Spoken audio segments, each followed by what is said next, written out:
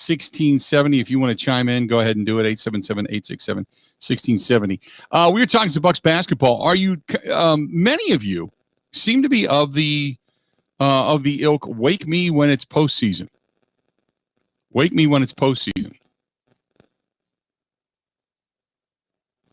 This is from Max, who says, I enjoy the Milwaukee Bucks and I watch games during the regular season. I don't go down to the Fiserv Forum, and I probably won't, at least until next season. But we've been down this road so many times. Wake me when it's over.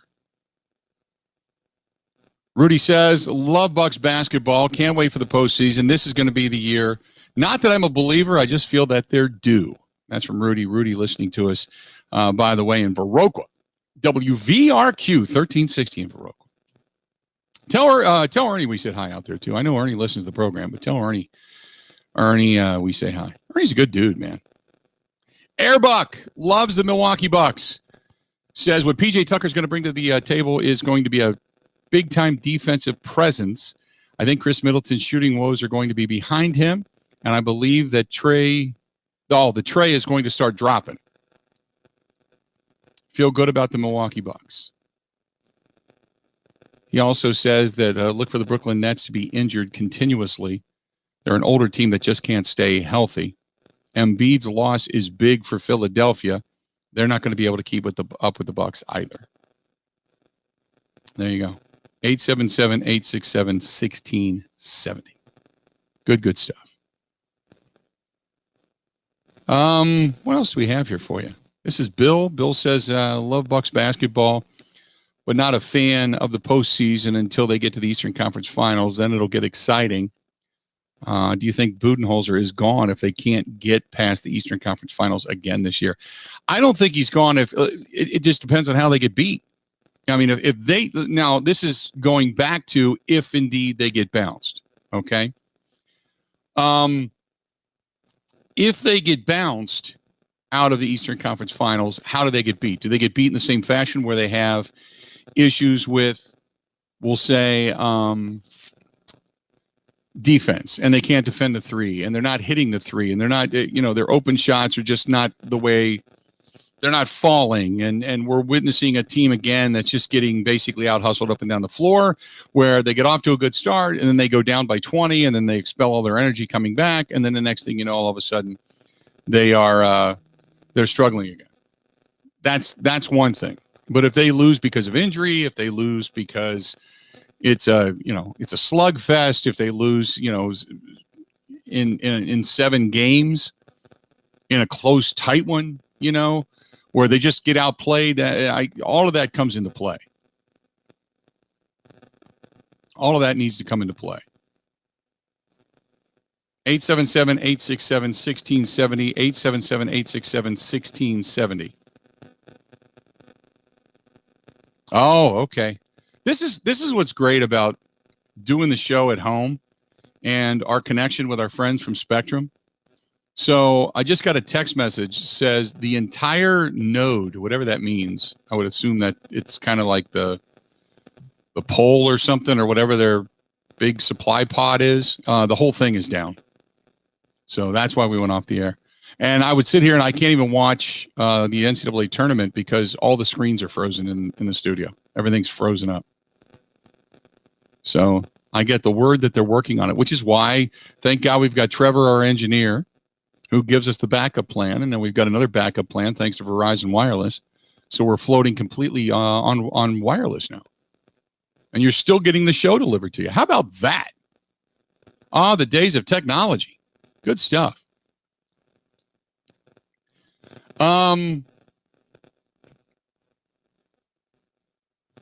Peter writes, do you think that Russell Wilson is still going to have a shot at going to the Chicago Bears? That would certainly change things.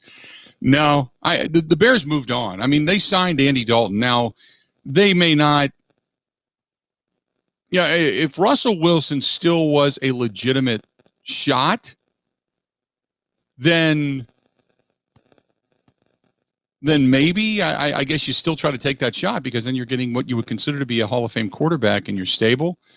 But the reason they signed Andy Dalton was because I think they realized that Russell Wilson is not going anywhere. And again, I go back to the fact that You see it time and again.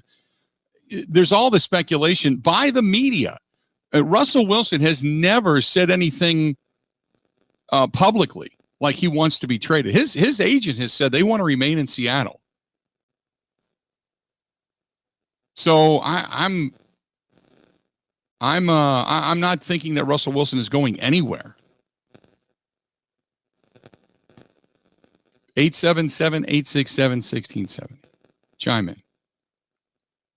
Right now, Iowa trailing Oregon by 6, 52-46, with just under 50 seconds to play in the first half of this contest. Oregon just shooting the lights out. My goodness, Oregon is just shooting the lights out. It's like they're just trading threes back and forth.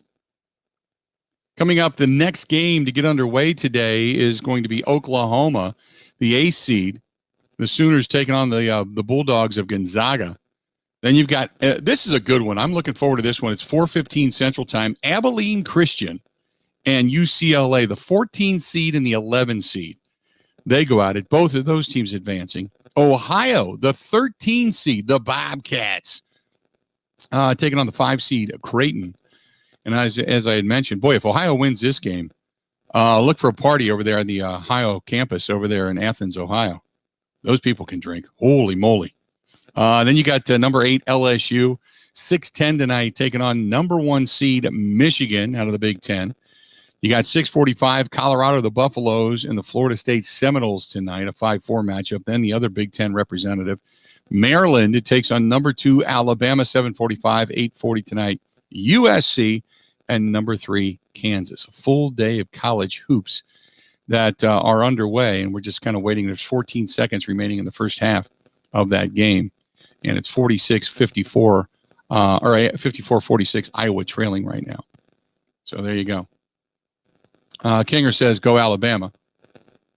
This is from Mike. Mike says, the Green Bay Packers have not done anything, and it would not surprise me if they don't do anything, thinking they have enough to win again. It's the same thing. It's pounding your head against the wall, thinking that eventually your forehead is going to break through the bricks, when in fact all you're going to do is end up with a bloody forehead. I still, as a fan, like I said, I'm holding out hope the Packers do something. Cross your fingers. We got a lot more coming up. We're floating through the air right now as we're all wireless here inside the studio. That's okay. We're getting it done. That's why we got good engineers, man. We're getting it done. Stay tuned. We'll be back. More of the Bill Michaels Show coming up after this.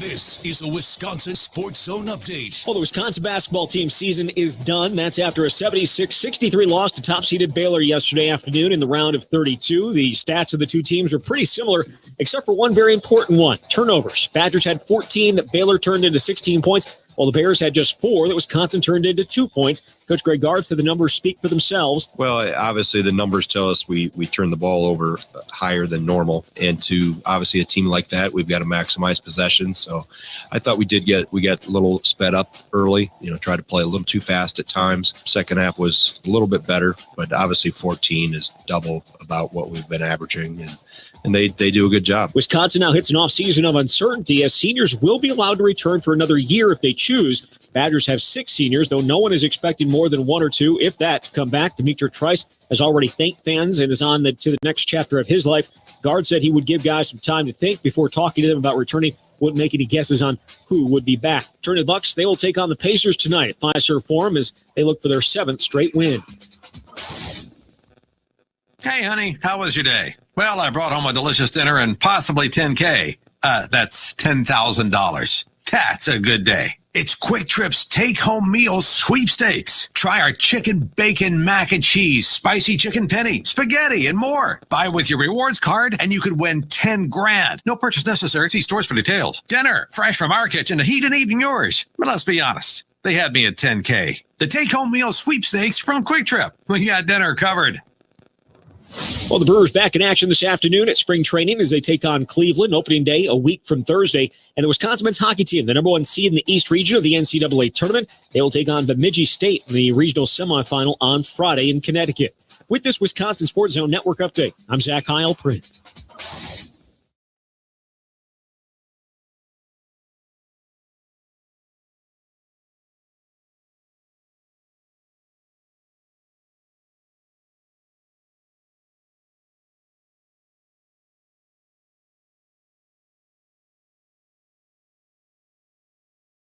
Show. We are on the air. We're glad you are with us. Thanks to everybody for listening to the program. 877-867-1670. You want to take a listen to the program?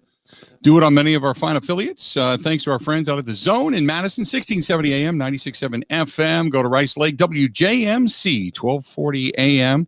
Our friends in Wausau, ESPN 98.9 and on 1230 AM as well. Thanks to them. And our friends in Shawano and Clintonville, Menominee, Marinette, all of them. All of them. Good stuff.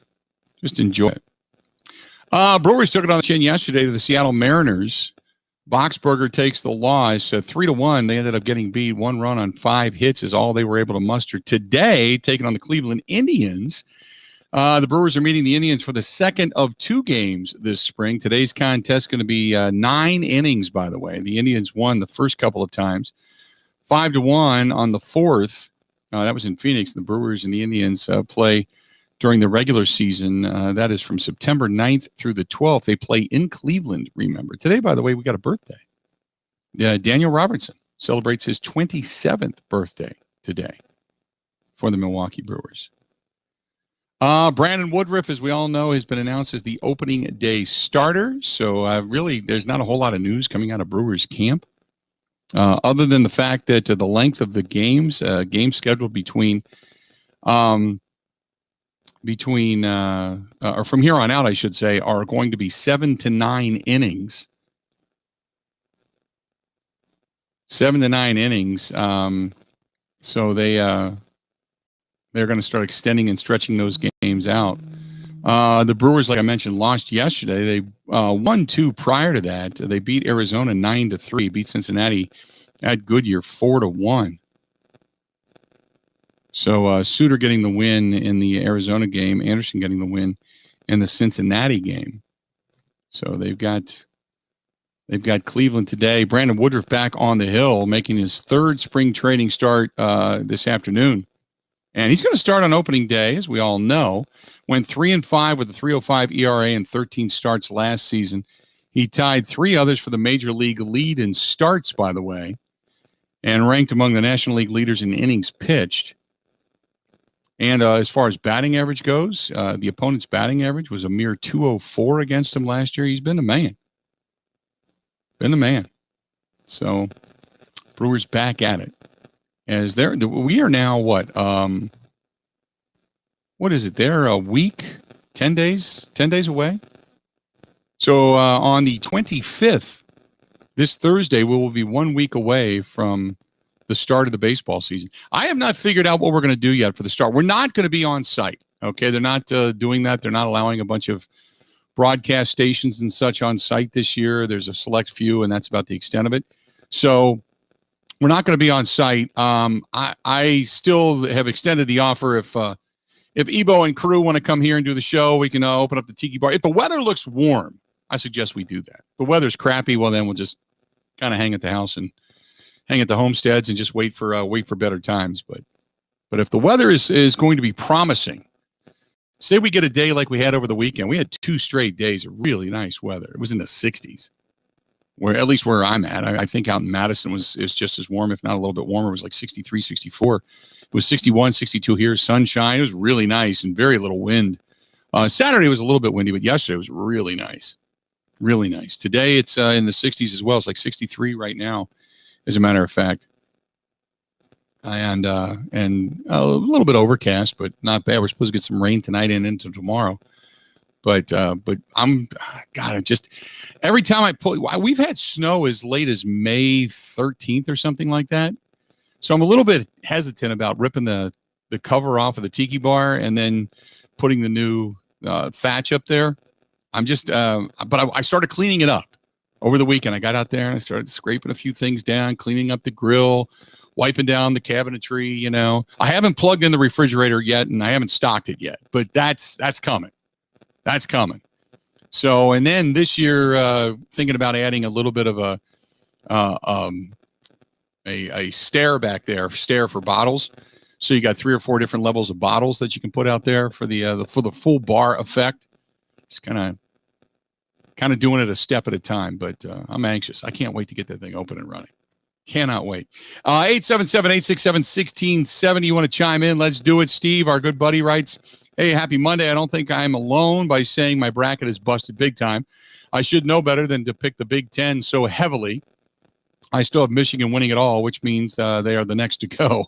As far as a listener trip is concerned, I agree with everybody. Saying a place like Cabo would be great. We went there last year, and it was fabulous. We've been to Jamaica, the Dominican, Playa del Carmen, and Cabo. Cabo by far was my favorite. The whales were active, and the bar stools in the pool were so comfy. We could go to Sammy Hagar's place for a margarita. Have a great weekend. Sammy Hagar, actually a friend of mine, Jim Kazmarek, who owns Capco, the company Capco, had Sammy Hagar at his birthday party some years ago. I mean, that's some cash right there. He had the guy, the lead singer. I can't think of the guy's name off the top of my head, from Supertramp. He played, Dea played, and then Sammy Hagar wrapped it up. And the Red Rocker, man, lit it up. He was fun, and I would love to go back to Cabo Wabo. That place is that's awesome. The really weird thing about Cabo is they got some really high-end shopping markets down there, and they have the police walking around with guns. I mean, machine guns. Because the crime rate can be at times not great when you're leaving, say, a store like Tiffany or something to that effect. So they got the police. They don't walk around with handguns. They walk around with machine guns, man. They're ready to mow you down. You start to do anything illegal down there. But I love Cabo. Cabo is a beautiful, especially if you end up in one of the all-inclusive resorts down there in Cabo. Cabo, Acapulco, really, really nice down in that area as well. Oh, I had such a good time down there.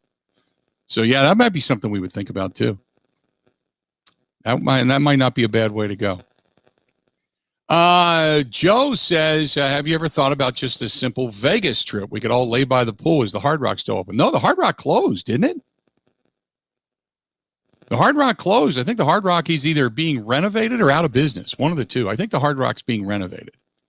But I remember they were closing their doors and they were going to do a complete overhaul of the place. Because the Hard Rock for a while got to be known as kind of the party place, and was kind of where they had all the MTV pool parties and all that stuff. And it really did.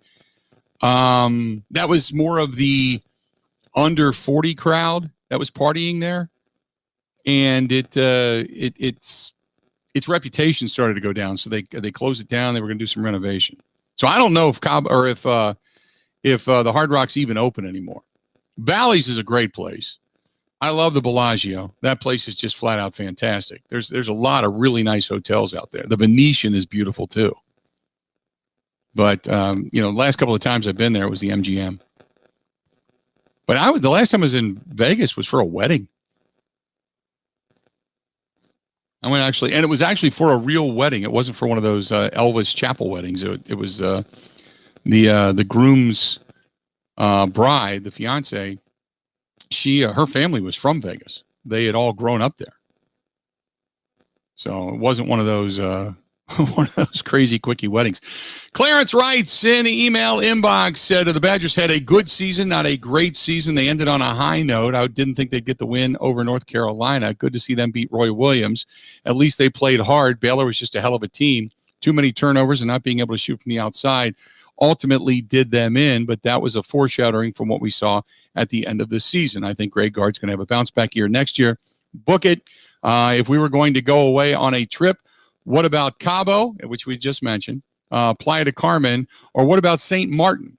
You know what? St. Martin's, I've been to a lot of the Caribbean islands on cruises over the years. St. Martin is not one that I've been to, and I have heard so many great things about it. St. Thomas has so much good shopping. St. Thomas is fantastic. But St. Martin is a place that I have not been. I would love to go there. I heard St. Martin, there's a couple of different places. Barbados is beautiful. And I would love to go back to Barbados. But St. Martin is one that I have not been to. And I heard that St. Martin is absolutely beautiful. I agree with you. 877-867-1670. Hit us up. I got a couple of emails to get to in the email inbox over on the Facebook side of things. And this is from Sanchez, who says he would go to Mexico. A lot of good places down in Mexico to go to.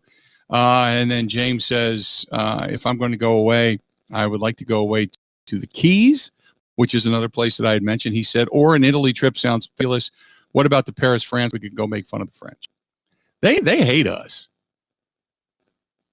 You know, they hate us. At least that's the perception that I get.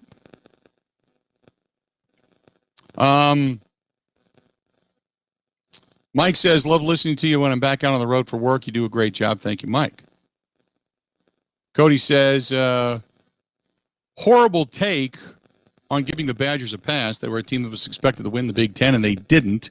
They failed miserably down the stretch, and they did not play up to par in the NCAA tournament. I think Greg Gard has to look himself in the mirror for this season and say, okay, I have one pass in my bag.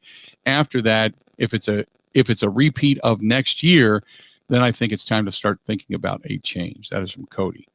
It depends on what you have next year. If you keep some of your seniors and you've got another senior-laden heavy team and a leadership-filled team, then, certainly you have to kind of massage some of the personnel that you have. But then, yeah, you would expect this team to be better. No doubt. But if you start over, you got a lot of young guys, a lot of guys that haven't had a lot of playing time because you've had so many seniors, then, you got to wait and see how the roles begin to morph.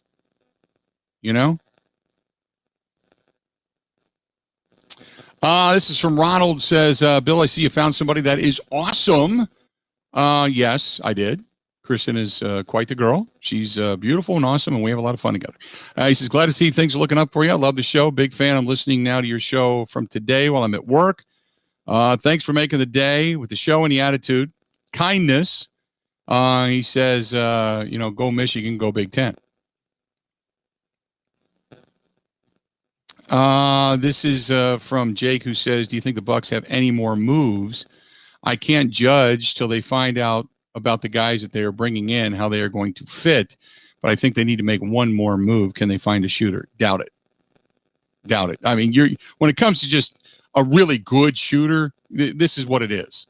You have to hope that Chris Middleton gets back. You have to hope that PJ Tucker takes some of the load off defensively of Drew Holiday. Drew Holiday hits, especially when he gets to the postseason.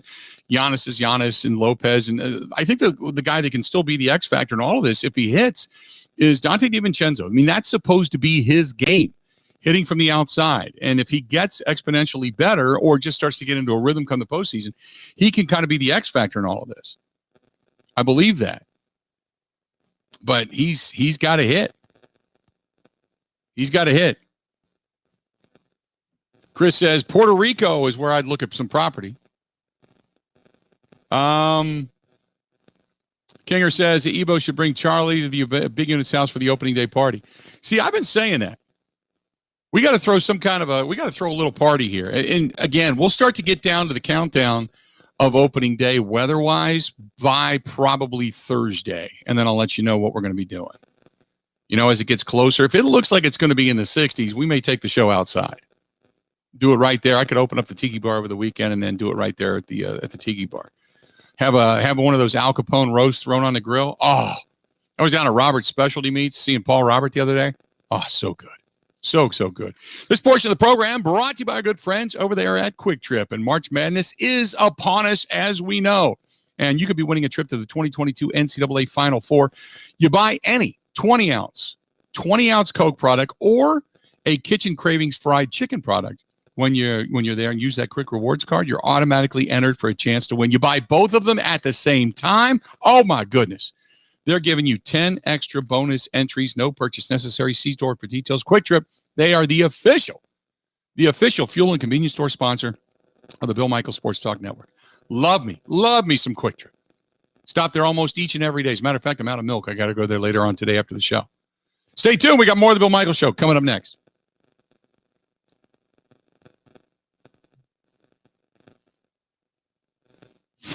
This is the Bill Michaels Show on the Wisconsin Sports Zone Radio Network.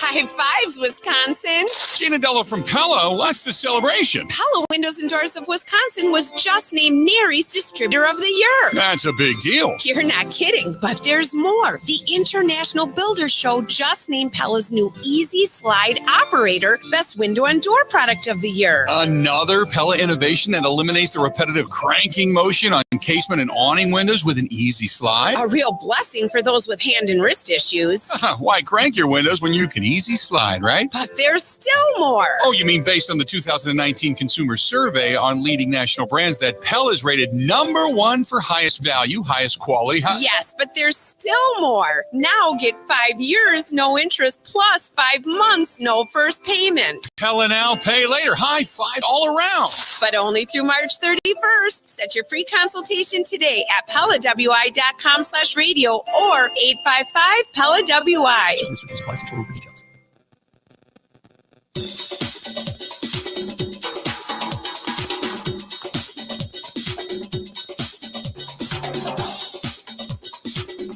Bill Michaels will resume in 3 minutes.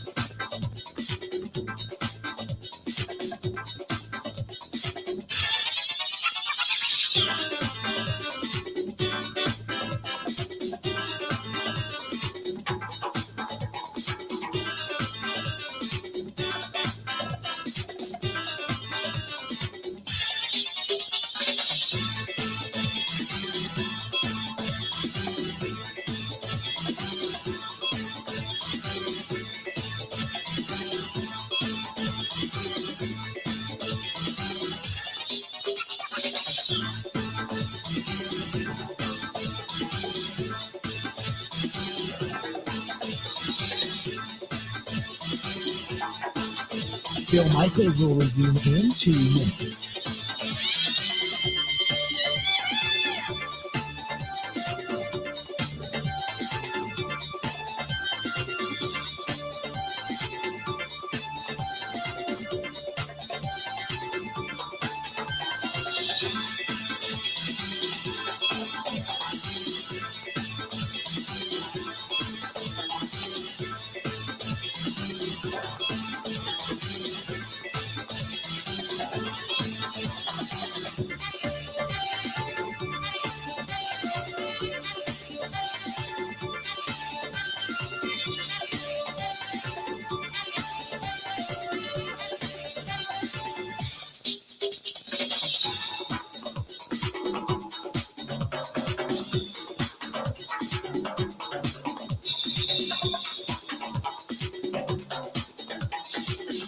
Bill Michaels will resume in 1 minute.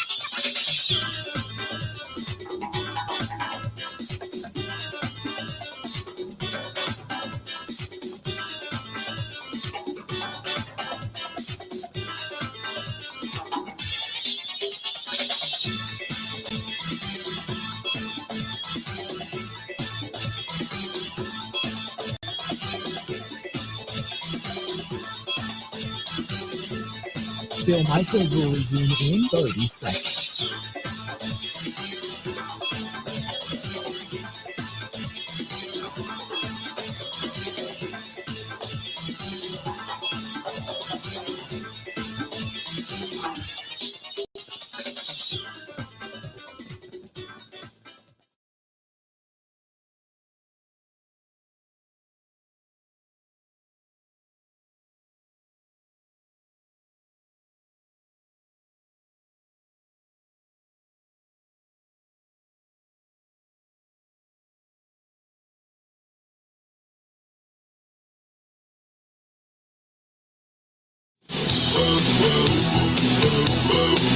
Welcome back, and welcome to those of you watching the program on the Bud Light live stream. Always appreciate you hanging out with us.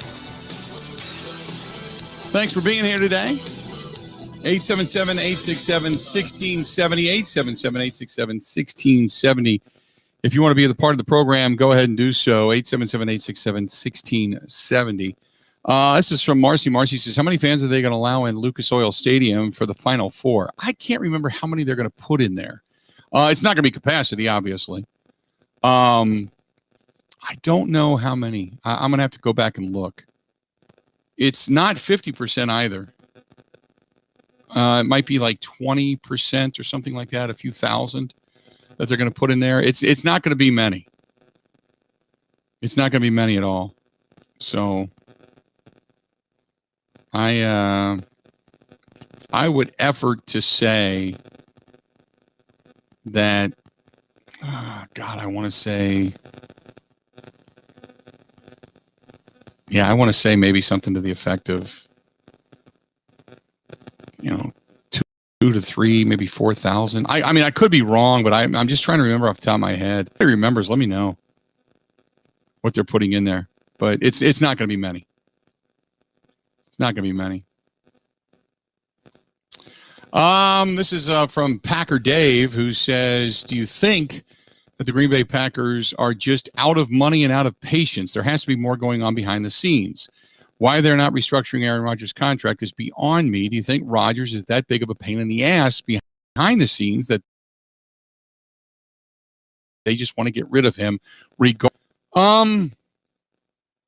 I'm gonna give you two different answers here. Okay, maybe we can call it a two-part answer. I'm going to say, first of all, there has to be something to the report of the Bleacher Report that Tyler Dunn wrote a while ago.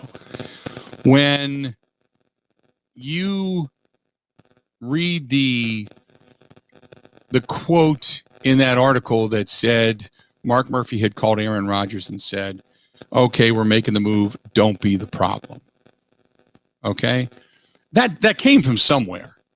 Tyler doesn't make that stuff up. Tyler's a good reporter. He doesn't make that stuff up. So that came from somewhere. So my first inkling is that maybe Aaron with Mike McCarthy was difficult. I'm not saying that that's carried over. The rest of that, that's a great question. I don't know. My assumption is no. That it just, the Packers are just being the, quote, fiscally, financially move like an iceberg team they have always been. But I can't sit here today and say that I know for a fact Aaron Rodgers is problematic. I wouldn't say that. And, there's been a lot of quarterbacks that have been pain in the asses. Right? A lot of them.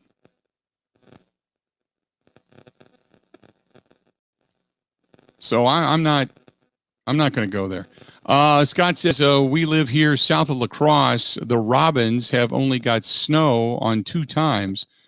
Per the Farmer's Almanac, we have one more snowfall yet to come. Scott, we've had snow. We got, from what I understand, coming up on Friday. Thursday night into Friday morning, I guess we're supposed to get a dusting or a little bit of a rain-snow mix, depending on if it gets cold. So maybe that's it. I don't know.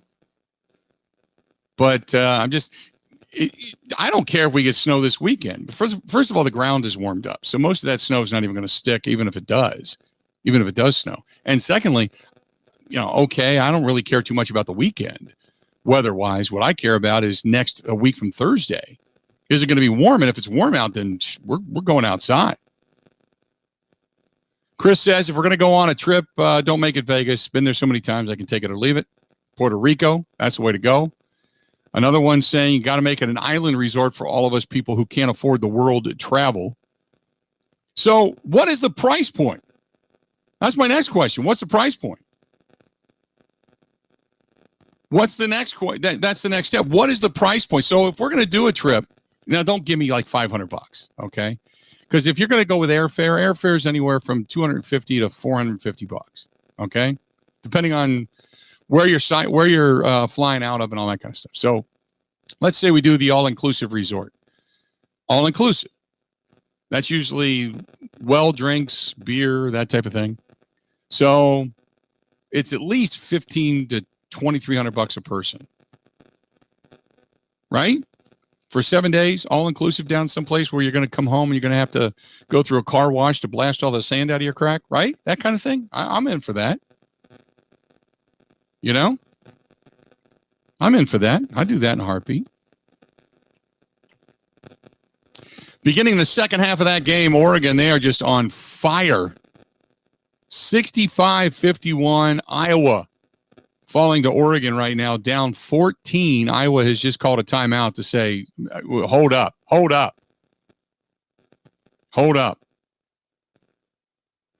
We'll see what happens. But Iowa, another Big Ten team, falling right now by 14, 17:44 to go in the second half of that contest. Not a good day at the bank when you talk about the Big Ten, trying to draw in a little interest, as Ted Davis would say. Ooh. 877-867-1670. Maxie says the Big Ten has stunk this year. They've been overrated all season long. They played an old, antiquated style of basketball. Not enough three-point shooters. Too many big men. And in the real world, where other teams take advantage beyond the arc, the Big Ten doesn't do so. We saw this again with the Badgers. They can beat up on teams. Well, the Badgers didn't beat up on anybody. But he says they can beat up on teams in their conference because they're all big dudes that lay on each other. When in the real world, these teams get up and down the floor. Got to go out and find yourself a couple of pure shooters and a couple of 4 to 5 star recruits. Otherwise, just tread water and then see you at the tournament where you're going to sink like a stone. Appreciate the email. This is from Gangsta Dave, saying, I like what the Badgers did and how they showed a lot of guts, but ultimately it's an L. Better luck next year. Go Loyola Chicago. Harry writes, I don't think the Packers are going to do anything. They're waiting for Aaron Rodgers to just up and leave, get rid of him, trade him away, get the salary cap, move on to Jordan Love, and pray to God you're right. If you're not right, Packers fans should revolt and run Goody out of town, throwing banana peels at his car as he does. Well, that's a little harsh, don't you think? Throwing banana peels at people? I'm not advocating that. Come on, man. We're better than that. Shallow Hal says the Badgers are going to get jobbed again next year. Youth, inexperience, bring a few seniors back that can't shoot. Same old, wash, rinse, repeat. And last one here, Mark says, I like the Badgers' chances going into next season. Michigan State, still not very good. Tom Izzo seems to have lost it. Michigan's going to be good, not great. I still like where the Badgers are at. They can come back.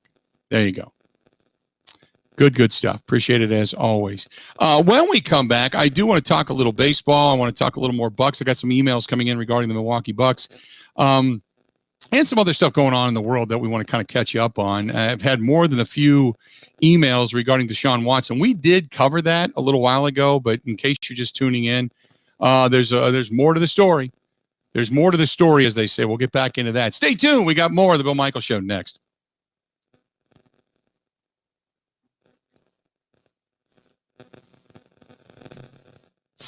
Covering Wisconsin sports like a blanket. This is the Bill Michaels Show on the Wisconsin Sports Zone Radio Network. From the kennel to the coop, Fleet Farm has everything you need to keep your animals happy and healthy.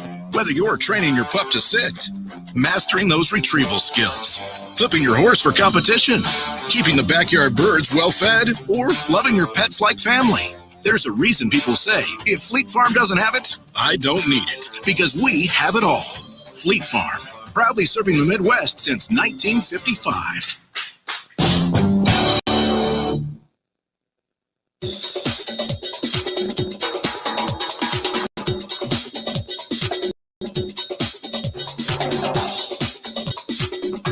Bill Michaels will resume in 5 minutes.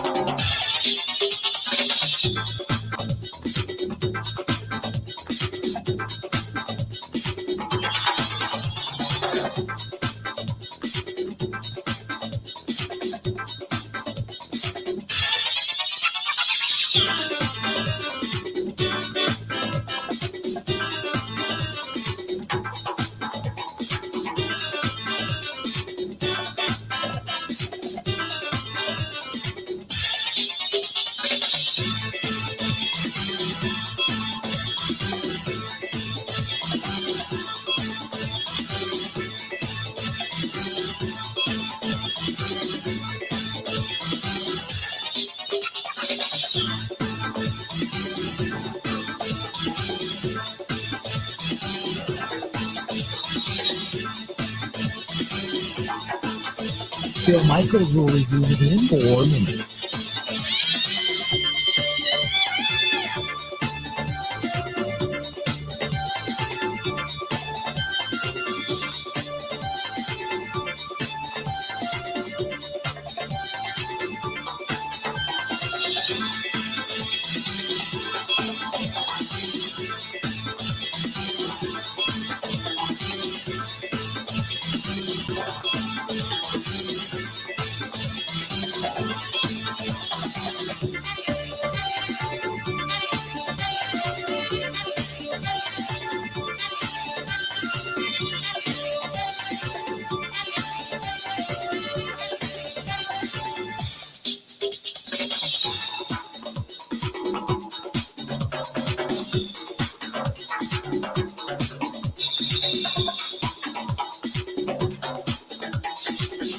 Bill Michaels will resume in 3 minutes.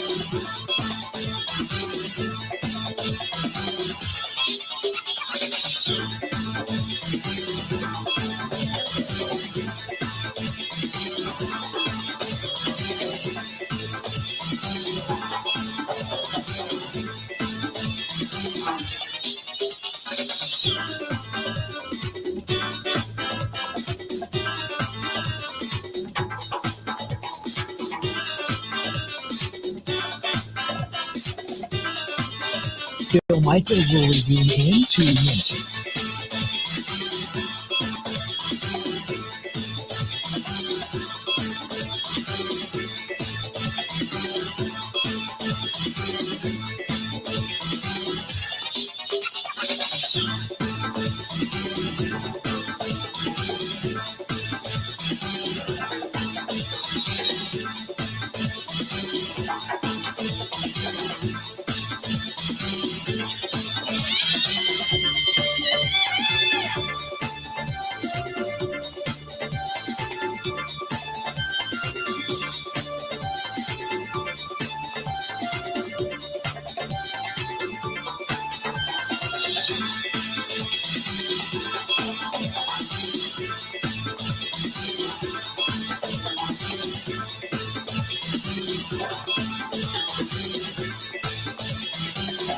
Bill Michaels will resume in 1 minute.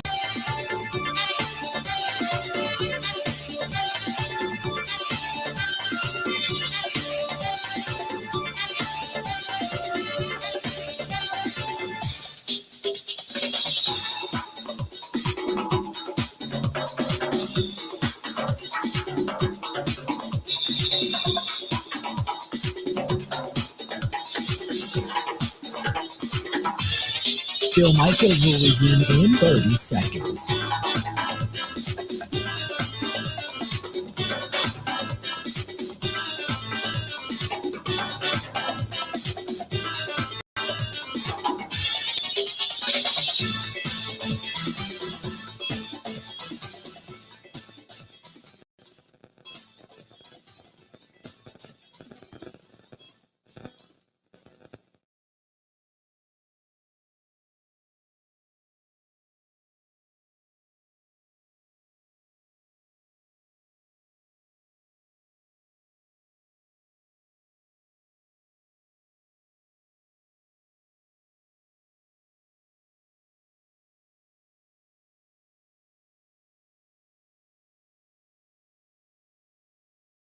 your number on the 50-yard line. Well, it looks like the NFL is going to say, fans, come on back.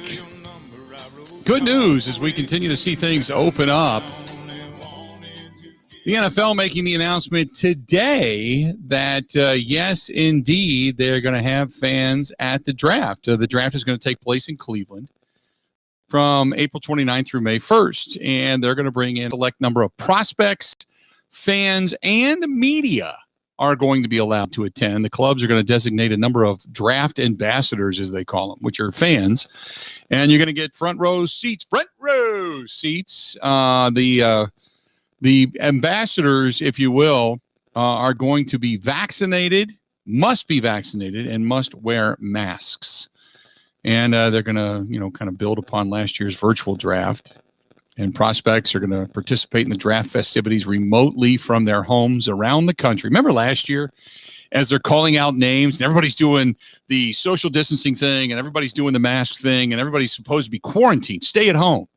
And then every now and then you'd catch that one draft prospect, and he'd have everybody in the crib. Man, it was a party going on in that place. So, which was kind of funny, but nevertheless, they're going to kind of adhere to that again this year, building on last year's virtual draft. Club personnel involved in the selection process will be permitted to gather in a draft room location of their choosing. So you're allowed back in the war room, so to speak, at the facility at 1265 Lombardi. They're allowed to go back. They're allowed to be there. I mean, why not? They just had a season in which everybody was allowed in the building anyway, right? And some of Cleveland's iconic downtown locations, including the Rock and Roll Hall of Fame, First Energy Stadium, the Great Lakes Science Center, will be incorporated into the 3-day festivities. Most of the events will be held outdoors. The NFL will also build upon a 2020 draft-a-thon, using a 21 draft as a platform to provide relief to communities most affected by COVID. The NFL will also use this year's draft to promote the COVID vaccine.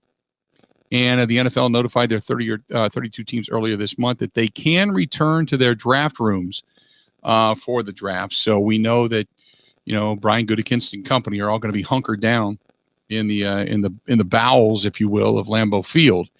So they're all going to be there. And Roger Goodell announced the selections from his basement last year. Remember, New England coach Bill Belichick had his dog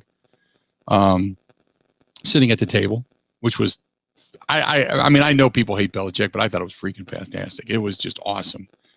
The Tennessee Titans coach Mike Vrabel had a teenager in a superhero costume in his backdrop, and many NFL personnel were shown with their families in the moments right after the picks and all that kind of stuff. So NFL team facilities most likely vacant during that time last year. But business has slowly returned to normalcy after the league produced a full season with no cancellations. And for free agency, players can visit team facilities for physicals, which was not the case a year ago. So there's a lot of things trending in the right direction. And as I had mentioned last week on this show, I know there's many of you that have this fear, and I know some things are taking place down in Florida where spring breakers have been inundating the beaches and such. And some of the numbers you see have gone up a little bit, but as we continue to get vaccinated and more people, I just don't know at what point do they just say, okay, we don't have to walk around in a mask anymore, or it's just your choice. For those that have a genuine concern, completely get it. Would never, ever, ever say go against it. You do you. That's what I've always said, whatever you're comfortable with. But I wonder at what point do we say, okay, we can finally ease this. And maybe it's going to be 2022. I hope not. I hope it's sooner rather than later. But I do know that Summerfest is booking, acts. I do know that State Fair is moving forward as if to say we are going on with the State Fair this year. I do know that there have been entities around the state that have been told, hey, quietly, knock, knock, knock, go ahead and do your thing. We can't say it publicly, but behind closed doors, we need the money. We want to get you back. And things are really starting to ease. As a matter of fact, I was just reading over the weekend, State Fair grounds at the Wisconsin Center, at State Fair on the Expo Center, I should say. They have now begun to deconstruct the makeshift hospital that they built there. So that is being taken apart. And that only served, I think it was like 100, 125 people total. So thank God we didn't need it. but they are deconstructing that as we speak, and they want to get the Wisconsin Expo Center back to the way it was so they can introduce state fair.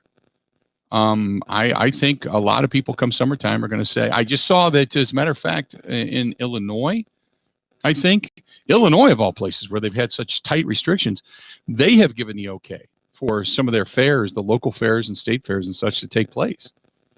So I'm hoping that by June, things have really begun to relax and we're back to normal training camp or OTAs and mini camps and such. So I'm excited. I'm really excited about all of this. But yeah, that was one of the things that the NFL had announced, that they're going to go ahead with the NFL draft. They're going to bring in a handful of people. They're going to ease back into this, but it is going to be a relatively exciting draft. I don't know what our draft coverage is going to be just as of yet. I don't know if we're going to do the first round coverage like we've done in the past or what, but we'll let you know. We'll let you know what it's going to be. For those that are tuning in, the news of the day, for those of you that have been writing, there are 3 more civil lawsuits filed against Deshaun Watson. And apparently, according to Tony Busby, the attorney for these women, he has 10 more waiting in the wings. That would be a total of 22 complaints filed against Deshaun Watson. So I think we're really anxious to see what the league is going to say. I know they're going to remain quiet for a time and let this process play out, probably more so the legal process than anything, just for the fact that we're waiting for charges to be filed. Apparently, Busby is now turning over all the evidence to the police department and to the district attorney. For some of the women now want to push prosecution and push charges. At first, you can go against civil, or you can go for civil suits, but now I think they're pushing for charges to be filed. So, kind of the reverse way of doing it. But now that so many have come out, they're kind of locking arms and saying, okay, this has to end. Rick says Florida 100% open. The almighty dollar is more important than public health. Rick, I'm not going to get into the whole debate of the dollar versus the health thing. I'm just not. Okay. I mean, you can pound your chest and all of that all you want, but the bottom line is there's not much money coming in. There's a lot of people out of work right now. There's a lot of people that depend on livelihoods, and you can do a lot of different things safely and start opening things back up. I mean, when we were locked down, businesses were closed. Masks were being used all throughout August, September, October, November. Cases were spiking. And that's when we were as locked down as we've ever been. And now that we're at a lower percentage, at what point do you say it's safe to go back out? And what point do you say it's safe to open a business? Don't give me that crap about lives over money and money over lives. At what point do you just say we're going to go back out again? And if things get worse, well, then you lock it back down. You go backwards. But how long do you keep people unemployed? How long do you say businesses have to fold? I mean, some of these mayors and some of these towns are going to look around and go, well, what the hell do I have to be a mayor over? Property values are nothing. Businesses are closing. Storefronts are vacant. Commercial real estate is dying. Banks are calling loans. And eventually when they say, okay, you can start evicting people, they're going to evict people. People don't have money. I mean, I don't know what you don't understand about this. If you have a job and you're sitting at home like you and I right now, it's easy to pontificate and say, but for people that are struggling and people that can't get unemployment in this damn state for whatever reason, because they're so slow, so stupid, so inept that they can't pay people when they're out of work, come on. You can't be that dumb. We weren't prepared for this. And as time has gone on, it's been terrible. It's been a terrible existence for everybody. And for those of us, thank God I'm working. Thank God you're working. But for those of us that are, and the politicians and the legislators that are sitting at home making their money, still getting paid by us, by many of the people that aren't working, it's easy for them to make rules and make regulations and say what they feel.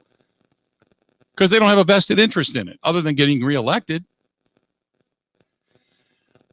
Chris says, I'm good with people doing what they choose, but I don't want people their negligence to affect me. That's what I've said. Hey, if you're uncomfortable, wear a mask, do your thing, socially distance. You don't do what you're comfortable with. I agree with that. 877-867-1670. Hit us up. Mark says, where do you think the Brewers are going to finish this year? I think they're going to win the division. Shall we place a bet on it? Mark, I'd be happy to. I said I think the Cardinals are going to win the division. Brewers are going to come in second. Cubs and Reds probably going to fight for third. Most likely the Cubs will win that. I don't know what the Cubs are going to end up doing. 82 wins, 83 wins, something like that, depending. But, I mean, I think everybody has a leeway of maybe 2 games, 3 games. I think Cincinnati's going to be right around the 80 mark, maybe around the break even of 81.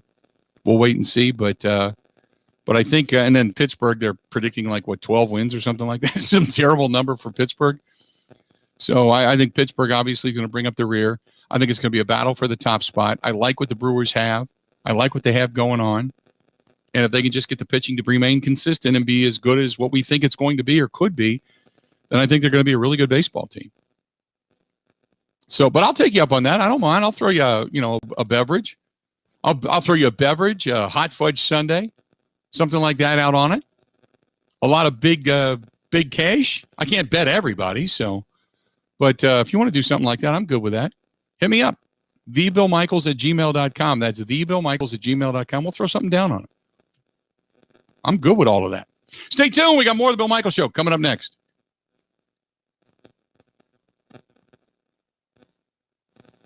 Covering Wisconsin sports like a blanket. This is the Bill Michaels Show on the Wisconsin Sports Zone Radio Network.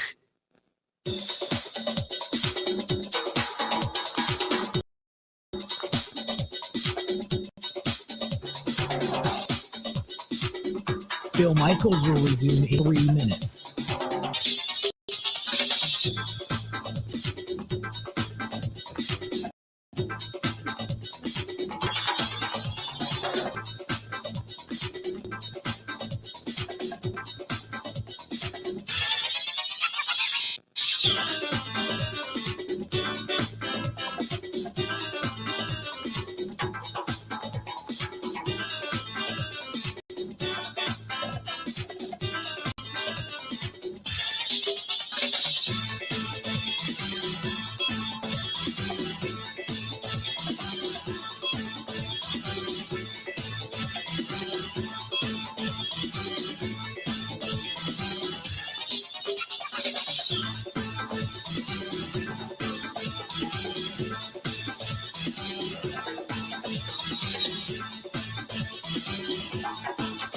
Bill Michaels will resume in 2 minutes.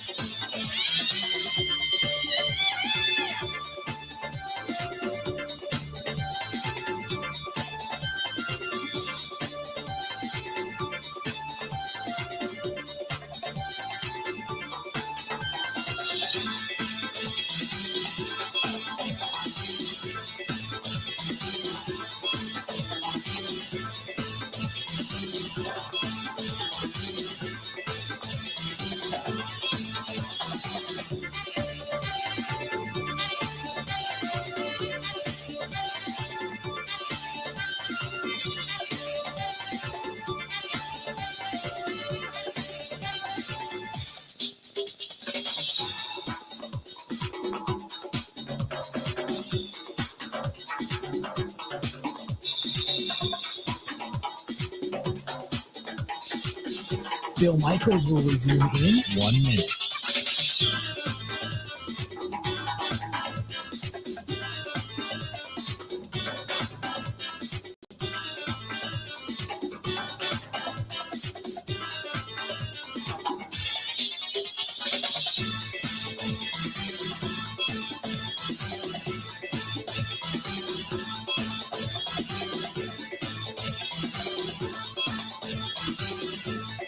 Bill Michaels will resume in 30 seconds.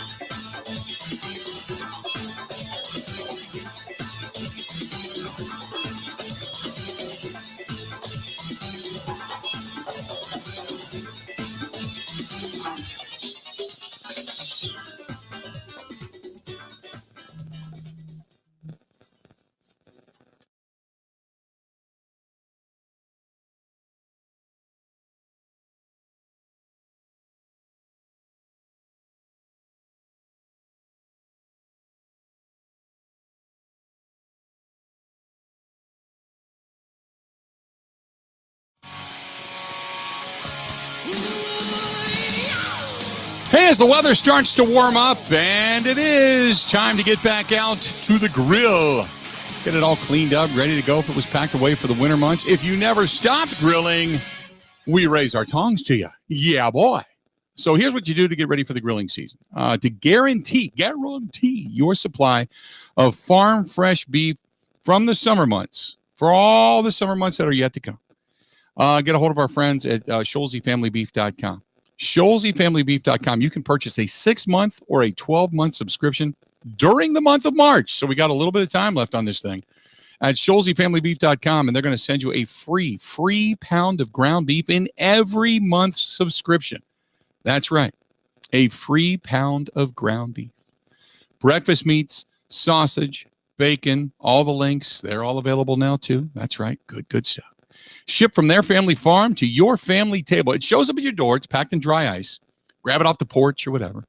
Bring it in. You can unpack it, take it out to the grill it up, store it away, keep it in the box, and take it north with you if you want to go to your cabin or your cottage or anywhere else you need to go. And you can watch for them. Scholesey Family Farms beef, they're going to be all over as things begin to open back up. They're going to be doing some events in central Wisconsin. And if you live in the Black River Falls area or Humbird, Wisconsin, which is where they're from, stop by and visit the farm. They welcome you in. Come on by and say hello. They've got a big farm store there. And don't forget, as we state all the time, from their family farm to your family table. It is so good. So good. ScholeseyFamilyBeef.com. And they're right here in our own backyard. They're in Wisconsin, the upper Midwest. ScholeseyFamilyBeef.com. That's Scholesey, SCHOLZE. ScholeseyFamilyBeef.com. That is ScholeseyFamilyBeef.com. Again, ScholeseyFamilyBeef.com. There you go. 877-867-1670. 877-867-1670. You want to chime in? Go ahead and do so. This is from Mark, who says, have you heard that LaMelo is out for the season? Yes, broken wrist. But is it true that also Giannis is out for tonight's game? I think, I don't know. Somebody else had hit me up and said that. I'm trying to look and see if I see it anywhere.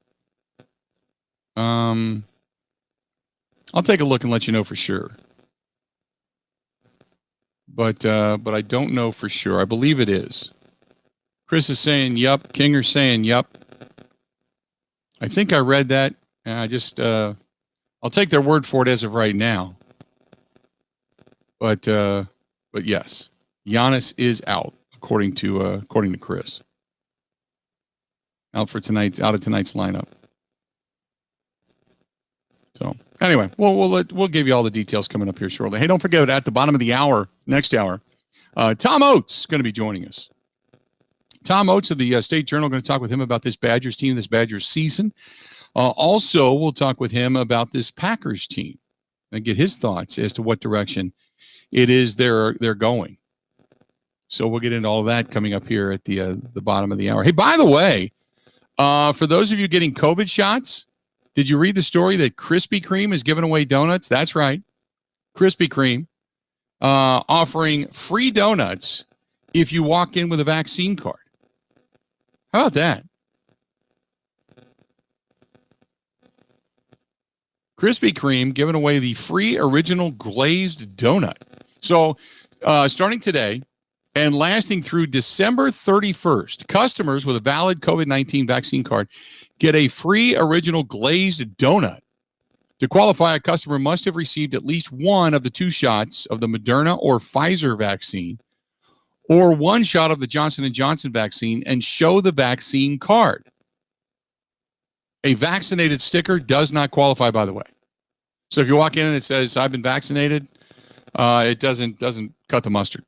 There's no purchase required, and guests are eligible to receive 1 free original glazed donut per day, anytime, any day, and even every day through the remainder of 2021, the company announcing it. 1 donut. So if you're a Krispy Kreme fan, this is hitting you right where you live. They're going to be delivering free donuts to select vaccination centers throughout the nation. And in coming weeks, they're offering up to 4 hours of paid time off to employees, and they're encouraging them to go out and get the COVID-19 vaccine. And if you've chosen not to be vaccinated, those customers can visit Krispy Kreme on Monday from March 29th through May 24th, I should say, to receive a free original glazed donut as well. So they're like, hey, that's your choice. We'll give you a donut as well. But really, if you have been vaccinated, I should say, then you're good to go. So how about that? Krispy Kreme, free donuts, man. Another reason to go out and get your vaccination if you want it. And if you don't, they have a short period of time. You can still get free donuts. That way, it's not a lottery. That way, they're not forcing you to do it. I don't think they can offer it to just to those who have been vaccinated.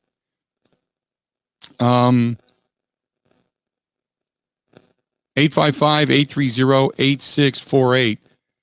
Boy, I tell you what, Oregon still just pouring it on, up 18 right now on Iowa. This game is all but over. Iowa, another one of the Big Ten teams going down. Oregon,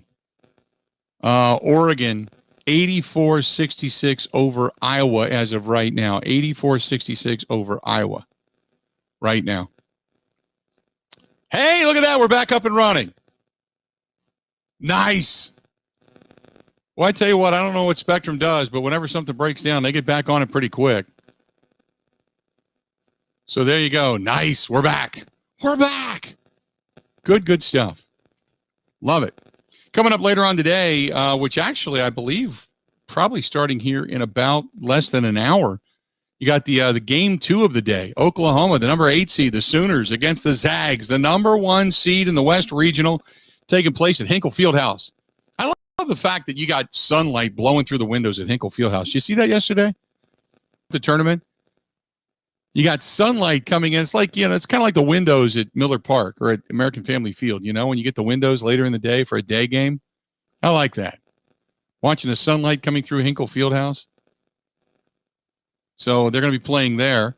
Right now, you've got, like I had mentioned, Oregon beating the hell out of Iowa, 84-66. They're in an official TV timeout right now. Then the game that I think a lot of people are going to be paying attention to, this is the Cinderella Will They Continue to Dance story. Number 14, Abilene Christian, taking on number 11, the play-in winner, who beat Michigan State. UCLA continues to dance as well. That's at Bankers Life Fieldhouse in Indy. And then you've got number 13, the Bobcats out of Ohio, taking on number 5, Creighton. So a lot of good games on the docket today. 3 hours down, 1 hour yet to go. More of the Bill Michaels Show coming up next.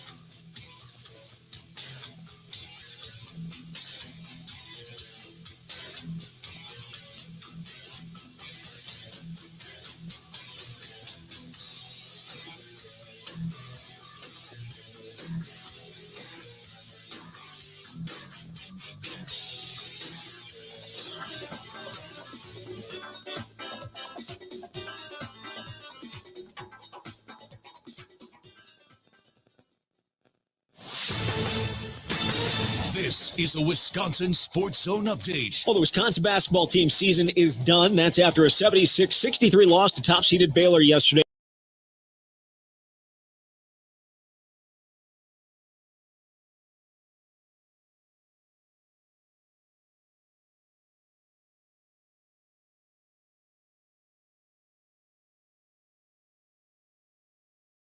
Higher than normal, and to obviously a team like that, we've got to maximize possessions. So I thought we got a little sped up early, tried to play a little too fast at times. Second half was a little bit better, but obviously 14 is double about what we've been averaging, and they do a good job. Wisconsin now hits an off-season of uncertainty as seniors will be allowed to return for another year if they choose.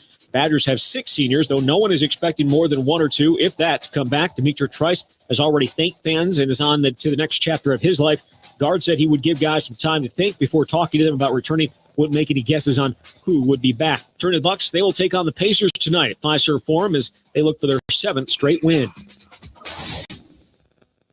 Hey, honey, how was your day? Well, I brought home a delicious dinner and possibly $10K. That's $10,000. That's a good day. It's Quick Trip's take-home meal sweepstakes. Try our chicken, bacon, mac and cheese, spicy chicken penny, spaghetti, and more. Buy with your rewards card, and you could win $10,000. No purchase necessary. See stores for details. Dinner, fresh from our kitchen to heat and eat in yours. But let's be honest, They had me at 10K. The take-home meal sweepstakes from Quick Trip. We got dinner covered.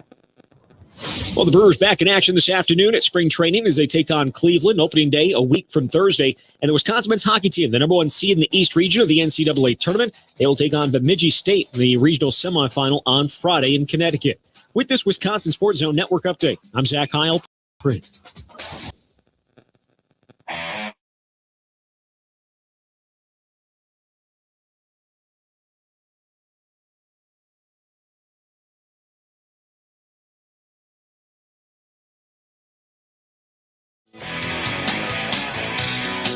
Final hour of the Bill Michaels Show on this Monday, 84-66. Oregon over Iowa right now, 6:04 remaining in the second round of the Western Division, Western bracket, if you will, of the NCAA tournament.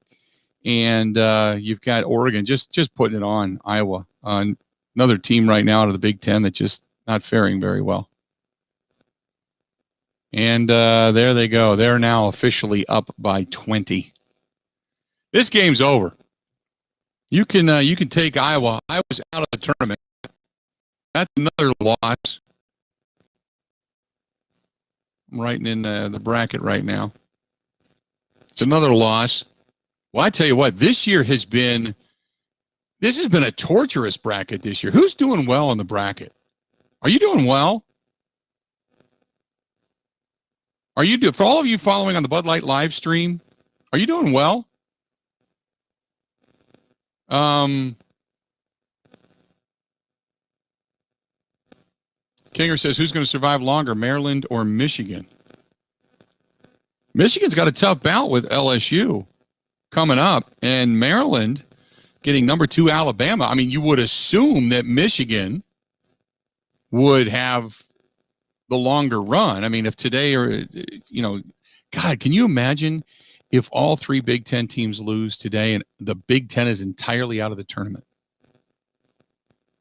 Oh, that'd be awful, wouldn't it? That'd be almost embarrassing for the Big Ten to be completely blown out of the tournament like that. Because I was done. I would just they don't have an answer. No! Oh my God! Monster dunk, an emphatic monster dunk to put Oregon back up by 20. Oh my goodness! Yeah, this is over. Iowa has no answer. None. They can shoot threes all day long, but they're done. So Oregon will advance. They're going to face the winner of Kansas and USC. And then you've got, like I said, Michigan and LSU, and then Michigan's going to face the winner. If indeed they win, they would face the winner of Colorado and Florida State. But Michigan and Maryland, they're going to be the last 2 hopes for the Big Ten.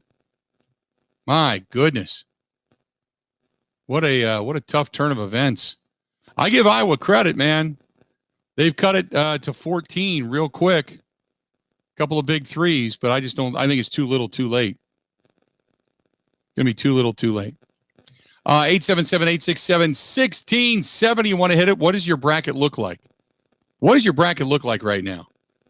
You still dancing? You still playing well? Or are you pretty much done? Are you sitting there like I am going, you know what? Yeah, not going to happen. Not going to happen. Not going to get it done. Hey, by the way, did you see the post-game interview? Steven Silas, the head coach of the Houston Rockets, they've reached a franchise record losing streak. Really, I mean, and they're just bad. 20 consecutive losses. 20 consecutive losses. 114-112 loss to Oklahoma City. They had a layup. It was blocked at the last second. And Silas, at the end of the during his interview after the game, was asked if he thought the weight of the losing streak was building and affecting how the Rockets are playing. And there was just silence. He was holding back tears. He was literally crying. And he just answered with one word. He just said, "Yep, yeah," is what he said. Actually, technically, it was tough to watch. Hand over his face, mask on, crying. Steven Silas, boy, That losing streak coming out of Houston, affecting them big time. And then, speaking of Houston, 5 more women filing civil lawsuits today,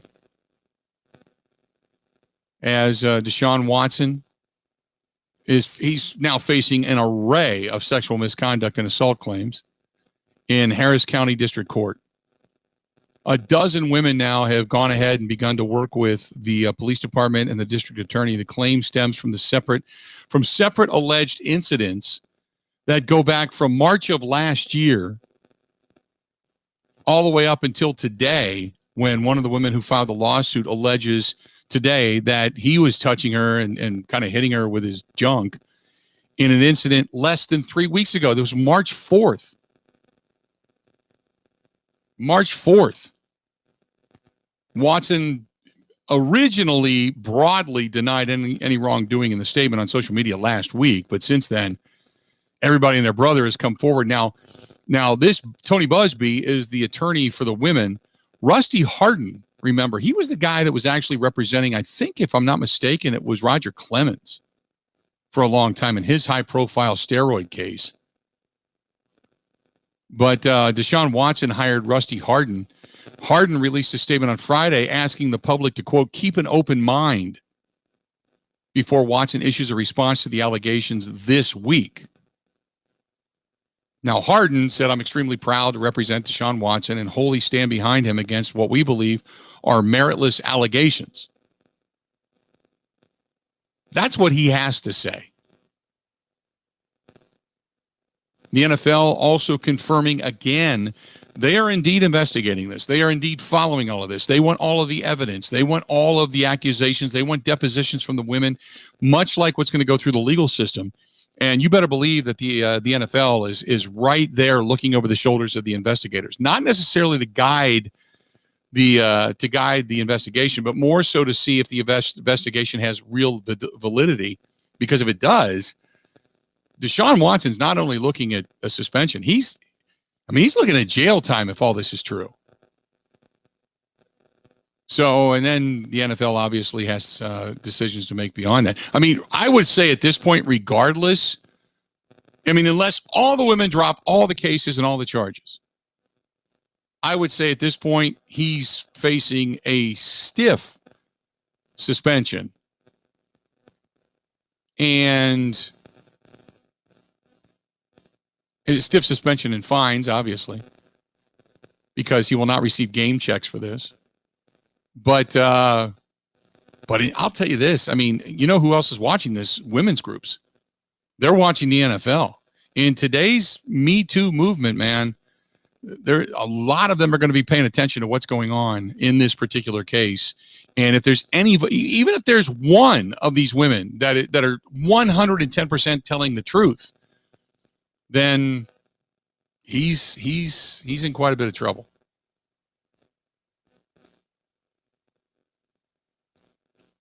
Eight 877-867-1670. So that's what's going on down in Houston. That's what's going on down there. By the way, remember there was going to be a Mike Tyson Evander Holyfield fight? Doesn't look like it's going to happen. Holyfield's camp says that Mike Tyson's camp has refused the $25 million guarantee. Evander Holyfield, between him and Mike Tyson, look at all the money those two guys have made, and they are quibbling over $25 additional million.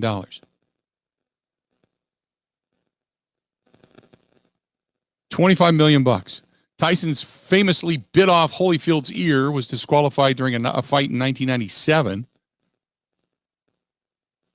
And don't forget the previous year, that was the one where Holyfield won by TKO in the 11th round over Tyson. Neither side has announced publicly that the fight is not going to happen, but with negotiations at a standstill and the date that they wanted coming quickly, it seems unlikely that the fight's going to occur. So Tyson's brother-in-law has overseen contract negotiations for the fight, disputed the Holyfield camp's claim, and said the prospective fight is all but dead. Quote, nobody offered Mike $25 million. Mike doesn't want to do anything with them anymore. We're done. So Tyson is 54. He fought Roy Jones Jr. in that exhibition match on November 28th. It generated $80 million in pay-per-view sales. And it was kind of just that. It was an exhibition. Neither guy was really going for the I'm going to knock you out and beat the hell out of you blow. It was a good back and forth. It was good to see both guys get out there. It was shortened rounds. Both guys were huffing and puffing. But it was not the everybody was hoping to see Iron Mike, and you didn't see Iron Mike. You saw Grandpa Mike. You know, it was still two old guys beating the hell out of each other. I mean, people appreciated that, but it wasn't the fight to retain a championship. This was a fight to make money. I'm going to punch you. You punch me. Here it comes. Pip, take that. I got you. Pip, tied you back. How are we looking? With every punch landed, each guy went cha-ching. $90 million. $90 million. There you go. But it doesn't look like it's going to happen for Evander Holyfield and Mike Tyson. Apparently they're arguing over money. They can't even get it right in retirement. Unfortunately. Not that I really wanted to see it. I think that there's more people out there that wanted to see it, but nevertheless, doesn't look like it's going to happen. 877-867-1670. Mark writes in the email inbox, said, how come the Patriots are out spending, doing everything it takes to win, and the Green Bay Packers, again, sit back and do nothing? This is embarrassing for a franchise that calls itself Title Town. The real Title Town is in New England, and the Packers fans should just relinquish. I've been a Packers fan all my life. I cannot stand the fact that the Patriots took one season off, and now they're spending like drunken sailors on anybody and everybody that's going to make their team better, going for a championship, while the Green Bay Packers have a Hall of Fame quarterback in a quarterback-driven league and do nothing. This is pathetic. Wow, hell of an email. But I've said this before. Look at it this way, though. They got to spend a lot of money. They got Cam Newton.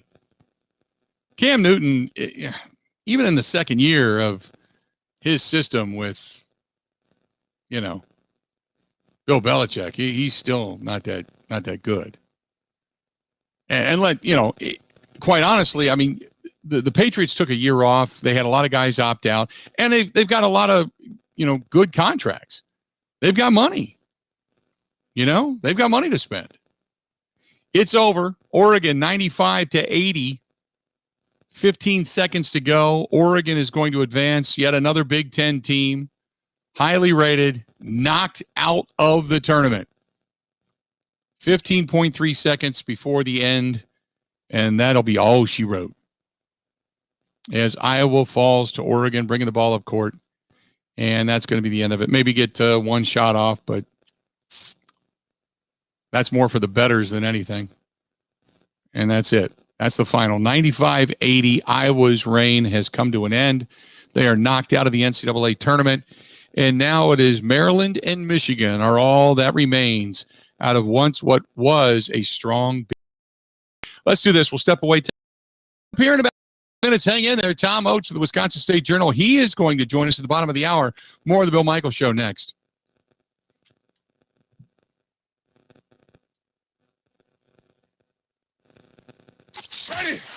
This is the Bill Michaels Show on the Wisconsin Sports Zone Radio Network.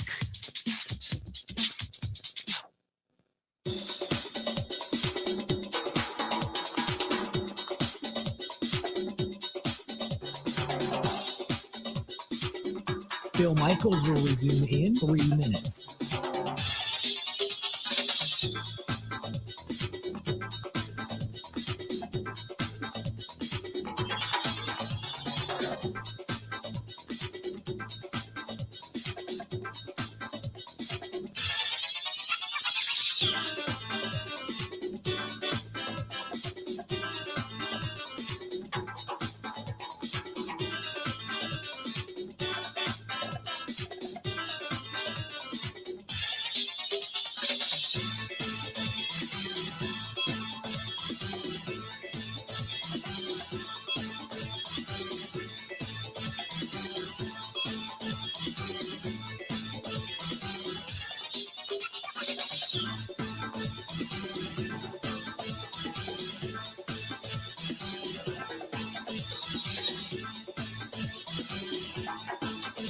Bill Michaels will resume in 2 minutes.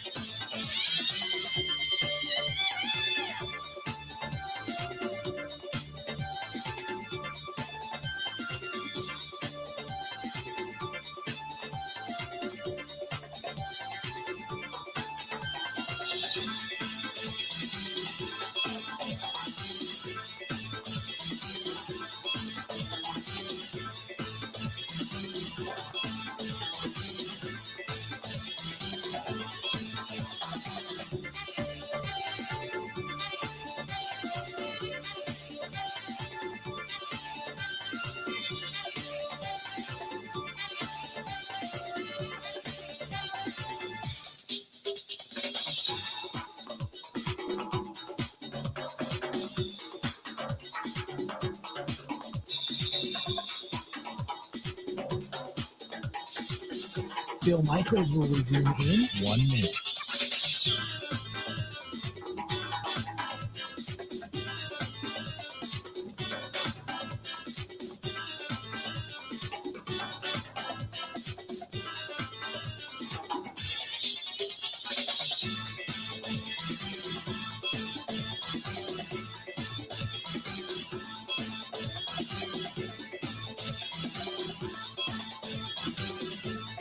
Bill Michaels will resume in 30 seconds.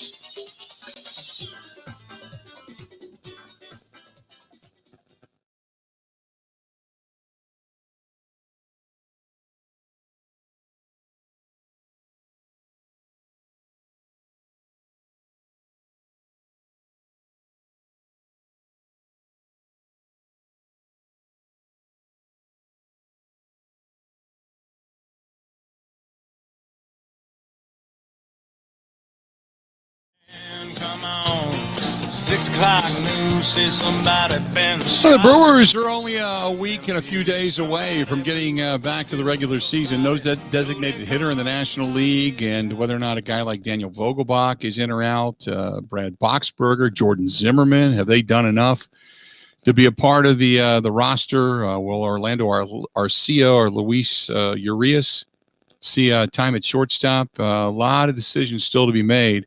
It's always been the case, when it comes to health. That can play into it as far as predicting the Brewers opening day roster. Brewers re-signed Vogelbach during the offseason in the event that there was going to be a DH.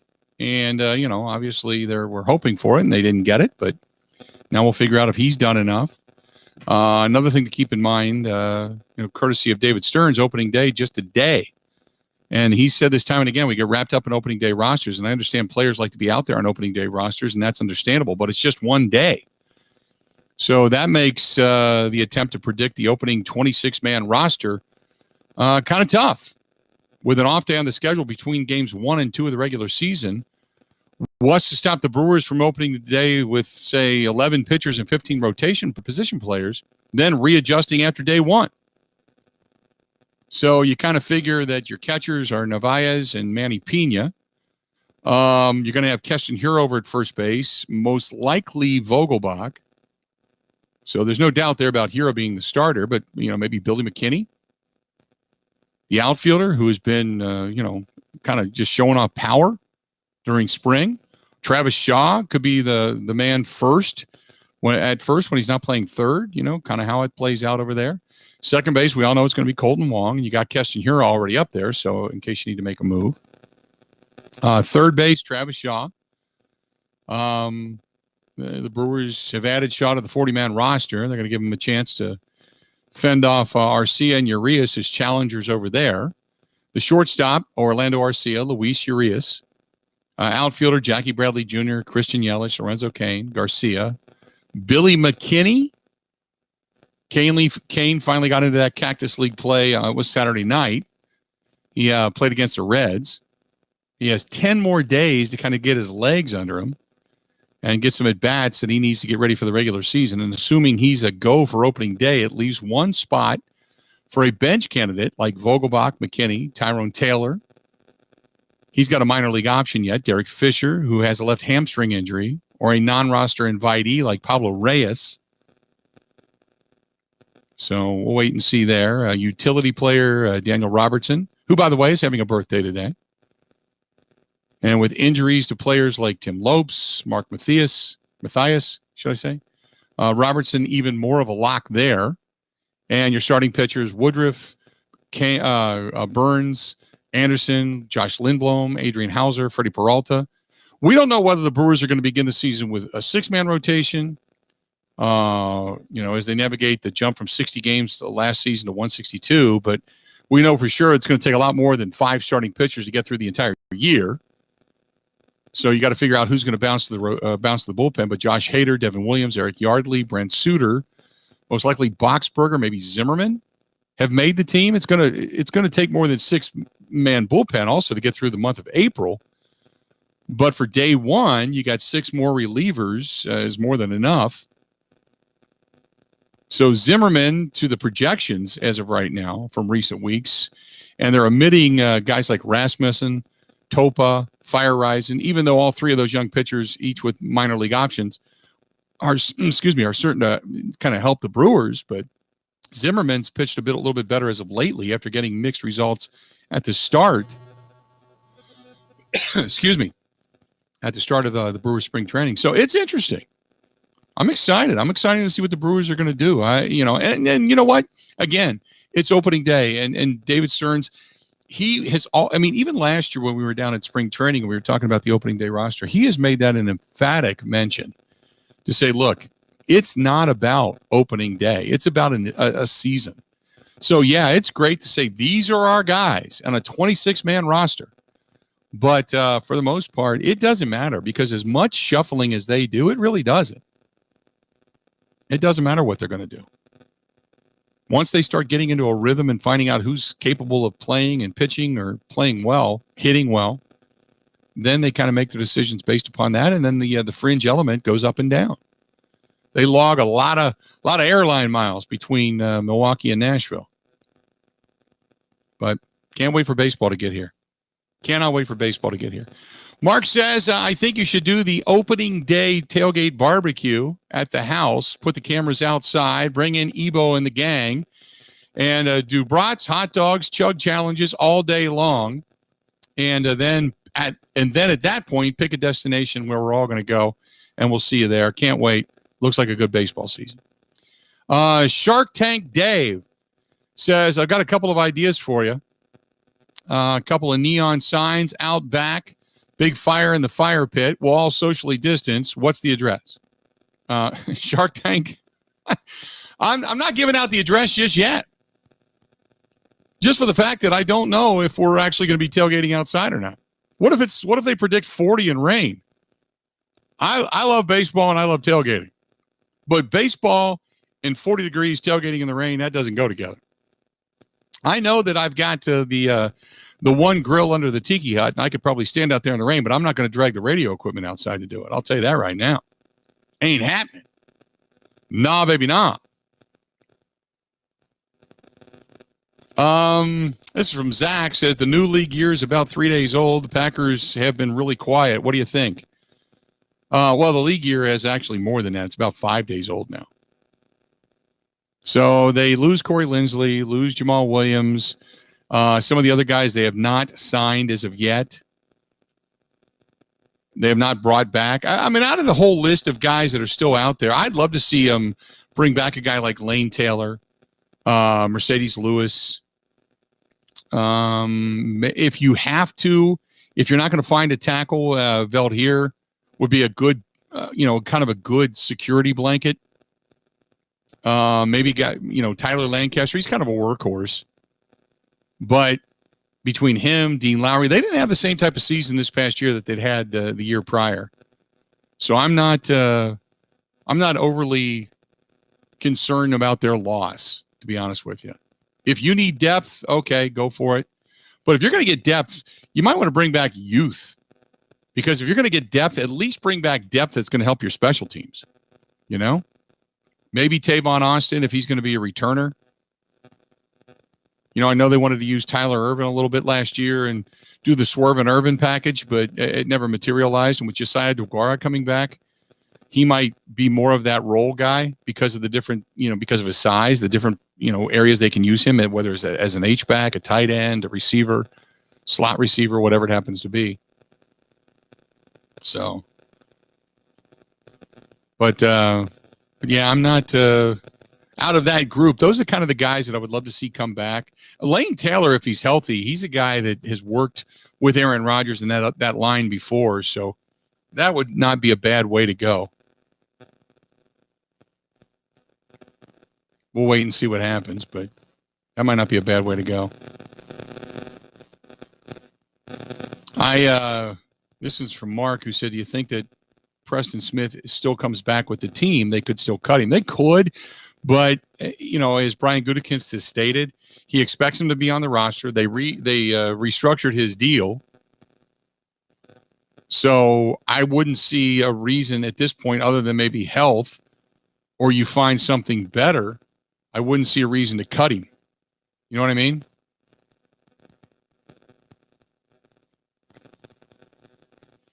Scott says, do you think that Oregon today played against Iowa with fresher legs because they had one less game? Yeah, absolutely. Yep, absolutely, 100%. 100%.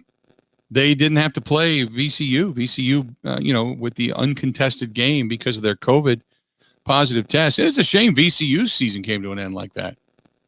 Nobody wanted to see that happen. But yeah, Oregon, came in, they started practicing, they were getting ready for the VCU game. They were informed that VCU is bowing out of the tournament because of the COVID. And so, yeah, they didn't have to play the other day. Oregon, or I should say Iowa, playing Grand Canyon University in that 2-15 matchup. Didn't really have to work nearly as hard. So, yeah, absolutely. Let's do this. We're going to step away. When we come back, we're going to talk to Tom Oates of the Wisconsin State Journal. We're going to talk with him about the end of the Badgers season, also about some of this Packers discussion as well. We'll get Oates' thoughts on all of this when we come back. Stay tuned. More of the Bill Michaels Show next.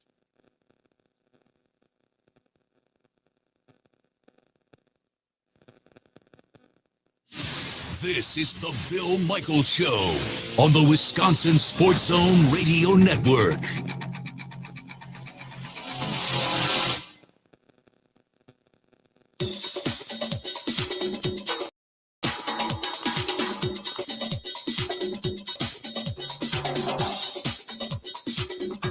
Bill Michaels will zoom in 5 minutes.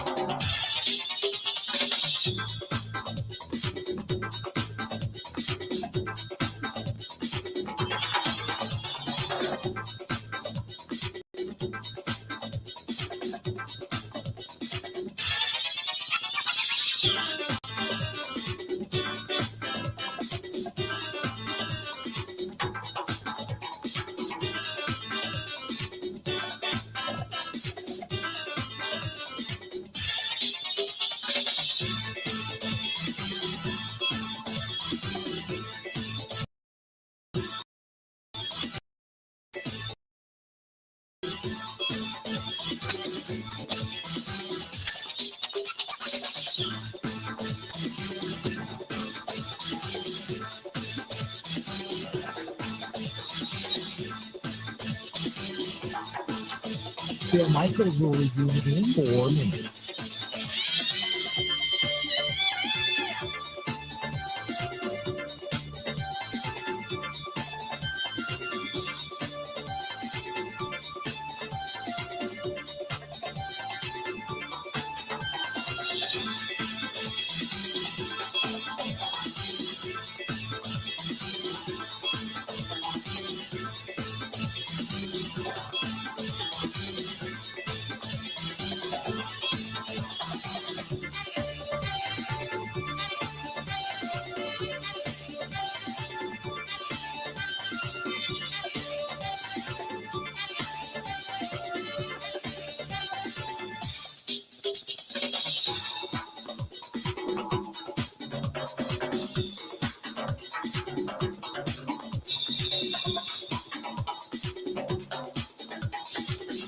Bill Michaels will resume in 3 minutes.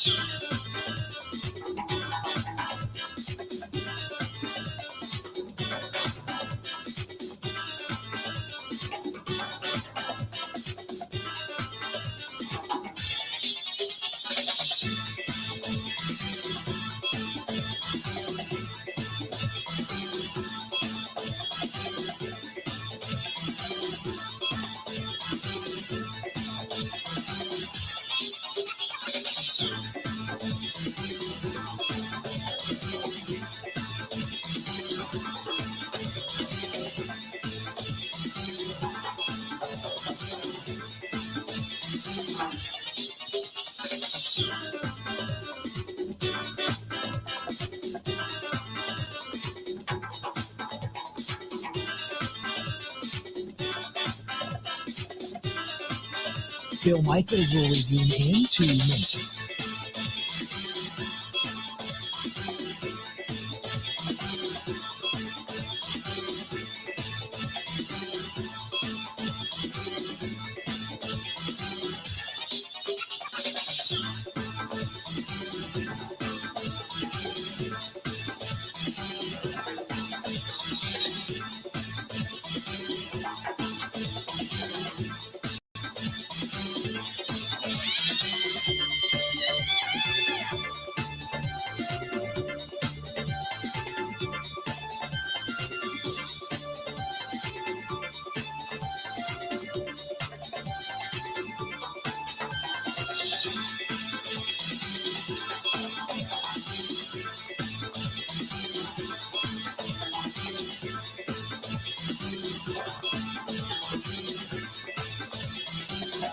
Bill Michaels will resume in 1 minute.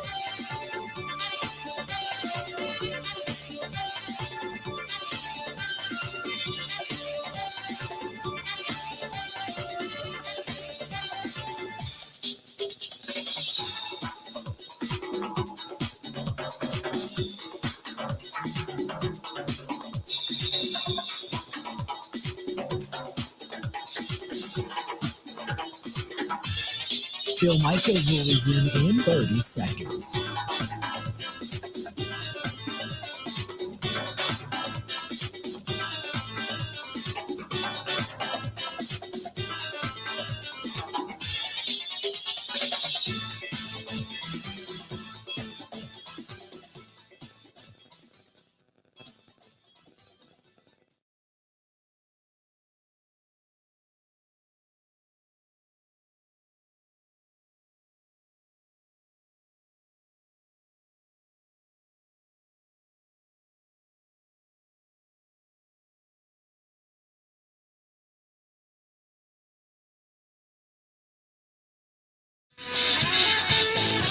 Welcome back to the program, The Bill Michaels Show. We continue on. The Badgers, their season unfortunately comes to an end. They get knocked out.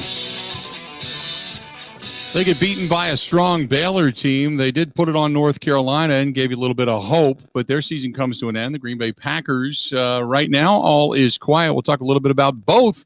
Joining us now from the Wisconsin State Journal, our good buddy Tom Oates. Tom, how you been, pal?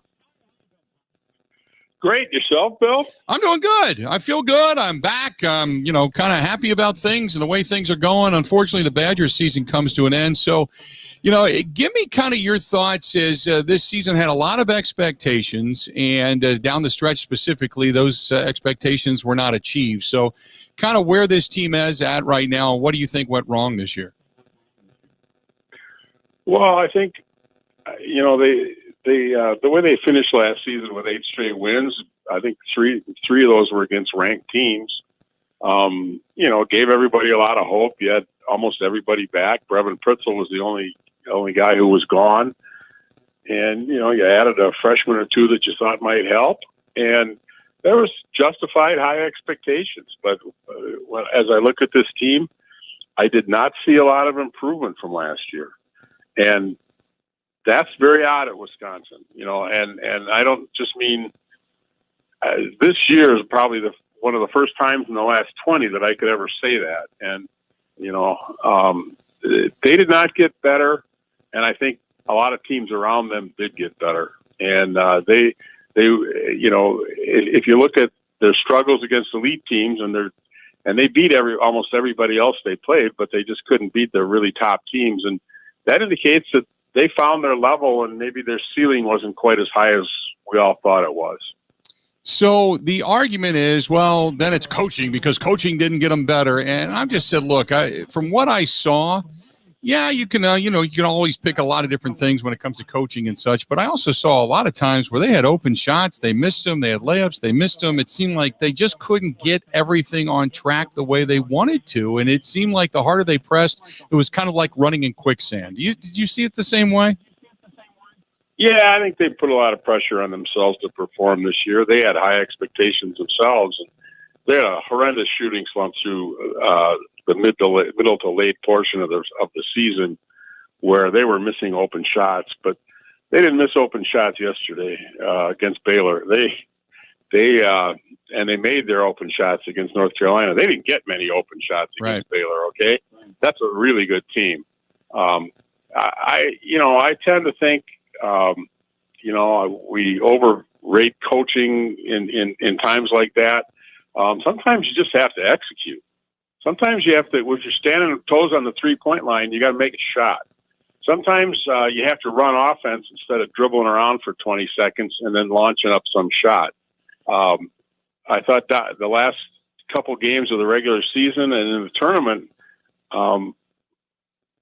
they had shown a much better overall offense in terms of executing what was asked and moving and the ball moving and bodies moving and all those kinds of things. But they just got totally taken out of their game by Baylor's perimeter defense. And, that gets back to sometimes it's not so much talent. I mean, you can look at Brad Davison and Dimitri Trice and some of these players. They're good players. Mm-hmm. But Wisconsin does my point about the game yesterday was if a team's going to come out and pressure you so hard on the 3-point line, you have to be able to get around them and make something happen. It's not enough just to get around them. You got to get around them and make something happen. Make them pay for being so aggressive out on the perimeter. And Wisconsin just didn't really have the kind of players to make that happen. Yeah. Excuse me. Jonathan Davis did a little bit, but he couldn't play. He can't play sometimes because he gets a little lost on defense, and they have to take him out and let him gather his thoughts. But he's he's a terrific offensive player. But he's the only guy they have that can really get into that lane and make stuff happen. They need more players like him. So with guys like Davison, Ford, you can go through the whole list. McGorry, Mike Potter, and Nate Reavers. I mean, you got so many. Dimitri Trice. Do any of these, all of these, none of these guys come back in your opinion? I wouldn't be surprised to see one or two of them come back. I don't think you'll see a lot of them come back. A lot of these kids are older. The only really 4-year players on this team are Reavers and Davison. The rest are 5 or even maybe 6 years out of high school. So I wouldn't expect to see a lot of them. No, I think a lot of them have to move on. Players like Trice and Potter, if they want to go play overseas or take a crack at the NBA or more likely go overseas, I think, you could certainly see that. It might be on their agendas. They're 23, 24, 20, or maybe even almost 25 years old. So if they're going to make some money at this game, they have to do it. So I don't think you'll see a lot of them come back. No, but I do think you might see one or two. What does the future look like for this team going into next season? You'll lose a lot of experience, a lot of guys that are veterans, but also maybe you get some guys that morph into shooters. It's a different time of learning, a different time of opportunity. What do you see for next season? Well, I'm, short of getting a transfer or two, they're going to be a really young team, and I think they're probably going to take a step back next year. But if all the kids currently in the program stay, I think they could grow into another really strong team over a period of several years. Obviously you can see the potential Jonathan Davis has. I think he could be an all Big Ten first team player if he continues to grow, and he'll certainly be a featured player in next year's offense. And like I said, I think they need a player or 2 or 3 more like him. And I think Chucky Hepburn's probably a guy that can make stuff happen off the dribble. He's a freshman coming in. I don't know that, how good a freshman point guard can be in the Big Ten. That's always a really difficult task. So, like I said, unless they get a transfer or two to come in with some real experience, they're going to be mighty young, and most of their best players are going to be freshmen and sophomores, and they might take some lumps, but they certainly could build into something pretty nice, because I do think there's some talent there. Do we make too much out of conferences when it comes to team? I mean, obviously Ohio State has taken a beating. Rutgers is now out. Purdue is out. So many teams are out. We just saw Iowa falls to Oregon. You've got basically Michigan, Maryland. Those are the two left that are representing the Big Ten after the Big Ten was considered the best basketball conference in the country this year. Do we make too much out of this because tournament play is such kind of a crapshoot with a one and done, and seedings have everything to do with it at times, and sometimes it's just about the matchup? Yeah, this tournament's about matchups and seedings. I mean, Iowa played a team that made it pay for not playing any defense. And Iowa hasn't played defense in 10 years. And I thought Oregon today just made them pay for, at time it looked like a layup line until it started looking like a dunk line. Mm-hmm. That's a bad matchup for Iowa. Wisconsin ran into that same buzzsaw 2 years ago against Oregon. Middle seeded team because it didn't come on till late, and all of a sudden it hit Wisconsin. This was more in the second half than anything else, but they hit Wisconsin with a blitz, and Wisconsin went home. They did the same thing with Iowa today, starting with about 2-3 minutes left in the half. But it's about matchups. It's about injuries. I thought Ohio State wins that game easily if Kyle Young plays. They're one good. Reasonably good big man. He did not play in that game. Right. I'm fearful of what will happen to Michigan without Isaiah Livers. When the competition gets a little better. A lot of things happen. Sounds like I'm making excuses for the Big Ten. We clearly overrated the Big Ten. I think I'm guilty of it. I think a lot of people are guilty of it. We saw these. And plus you can get in a game and you get out coached. I don't think there's any question that Porter Moser coached the pants off of Brad Underwood in that game, in that Illinois loss to Loyola. So, just so many different things that can happen that I'm not a big believer that it shows the strength or the non-strength. I mean, nobody had any respect for the Pac-10. And all of a sudden, Pac-12, and all of a sudden they're winning all these games. And did they get lucky with some matchups? Yeah, they probably did. But, I just think there's good basketball all over. And it's whoever's playing their best basketball at the end. And, whoever shoots the ball really well, athletic teams fare pretty well, all kinds of things. And, I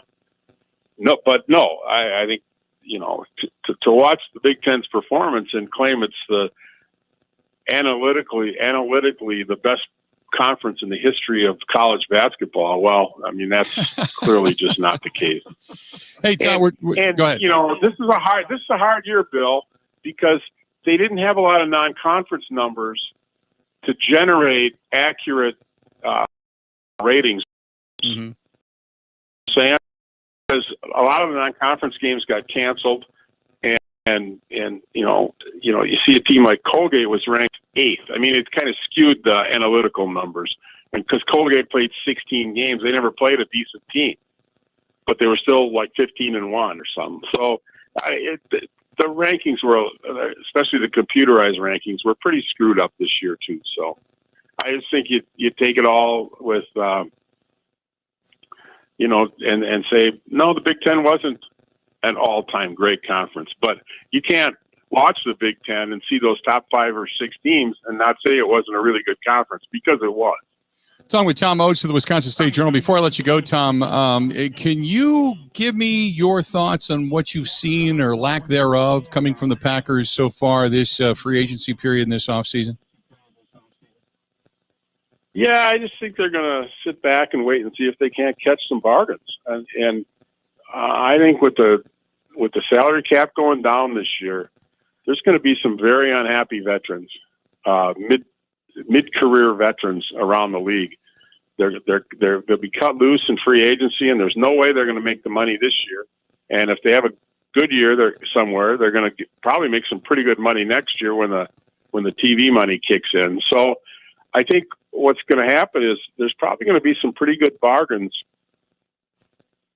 toward the end of free agency where they might be able to go in and get a couple of guys fairly cheap. I really like that notion of getting Kyle Fuller from Chicago, especially since they'd already shown interest in him a couple of years ago.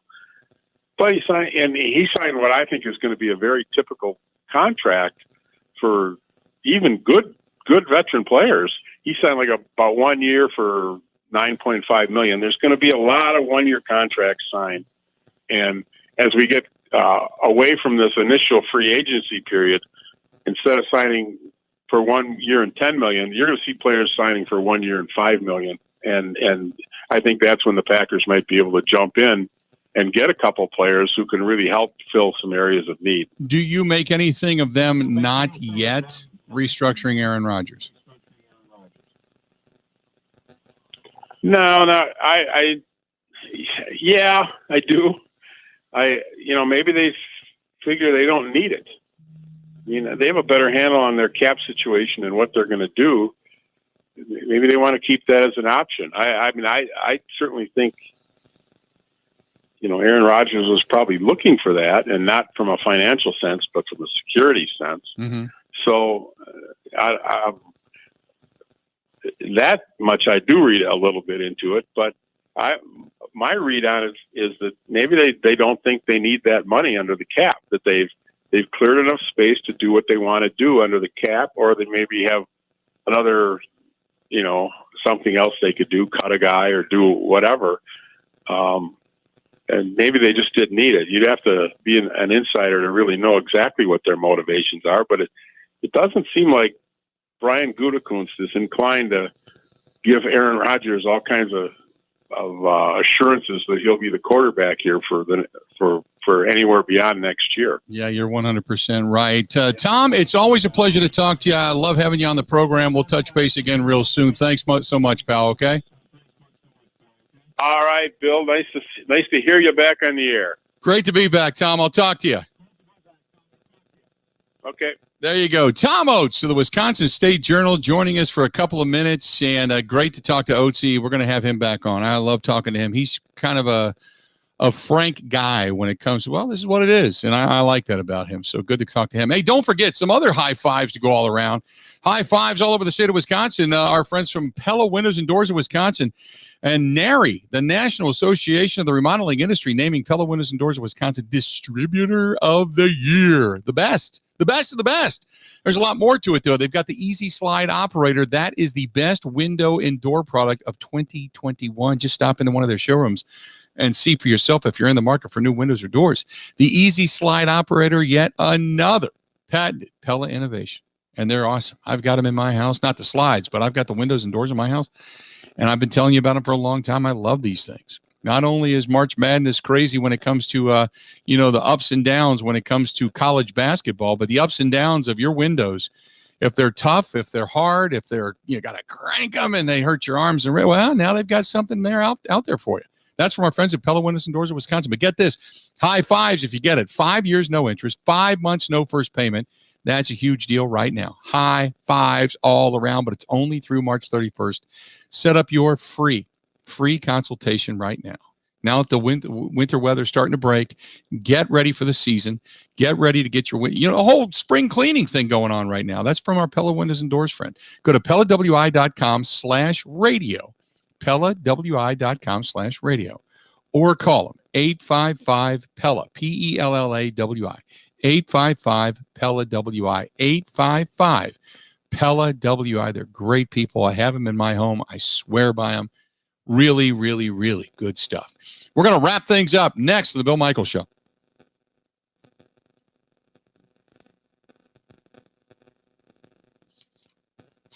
Covering Wisconsin sports like a blanket. This is the Bill Michaels Show on the Wisconsin Sports Zone Radio Network. Bill Michaels will resume in 3 minutes.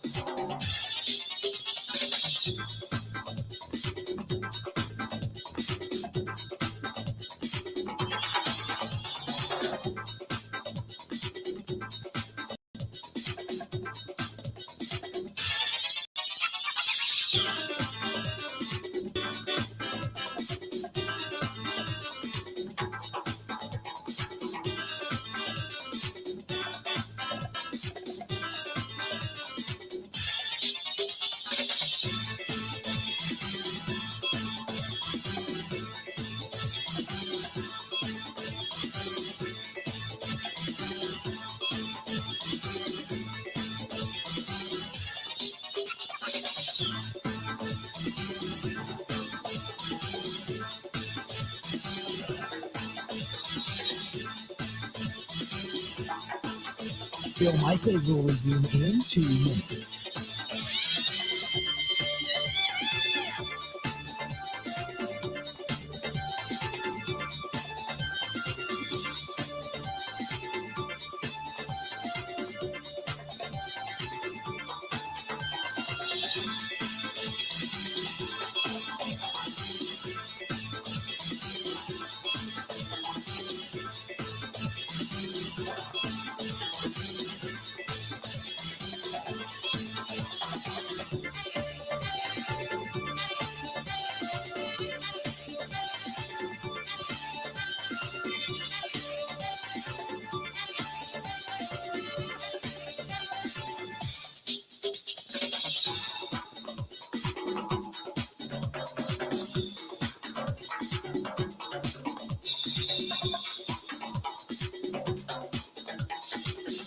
Bill Michaels will resume in 1 minute.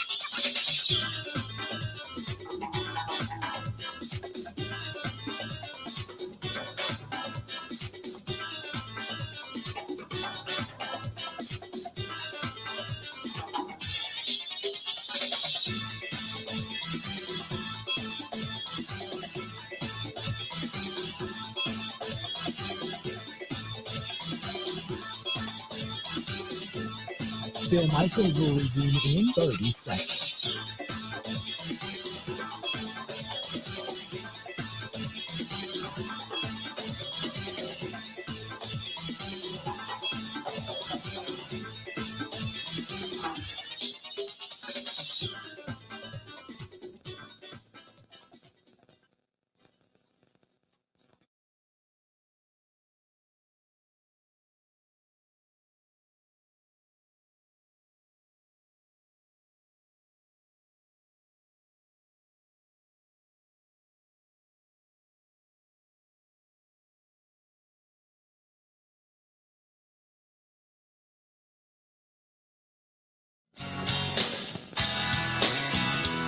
Welcome back.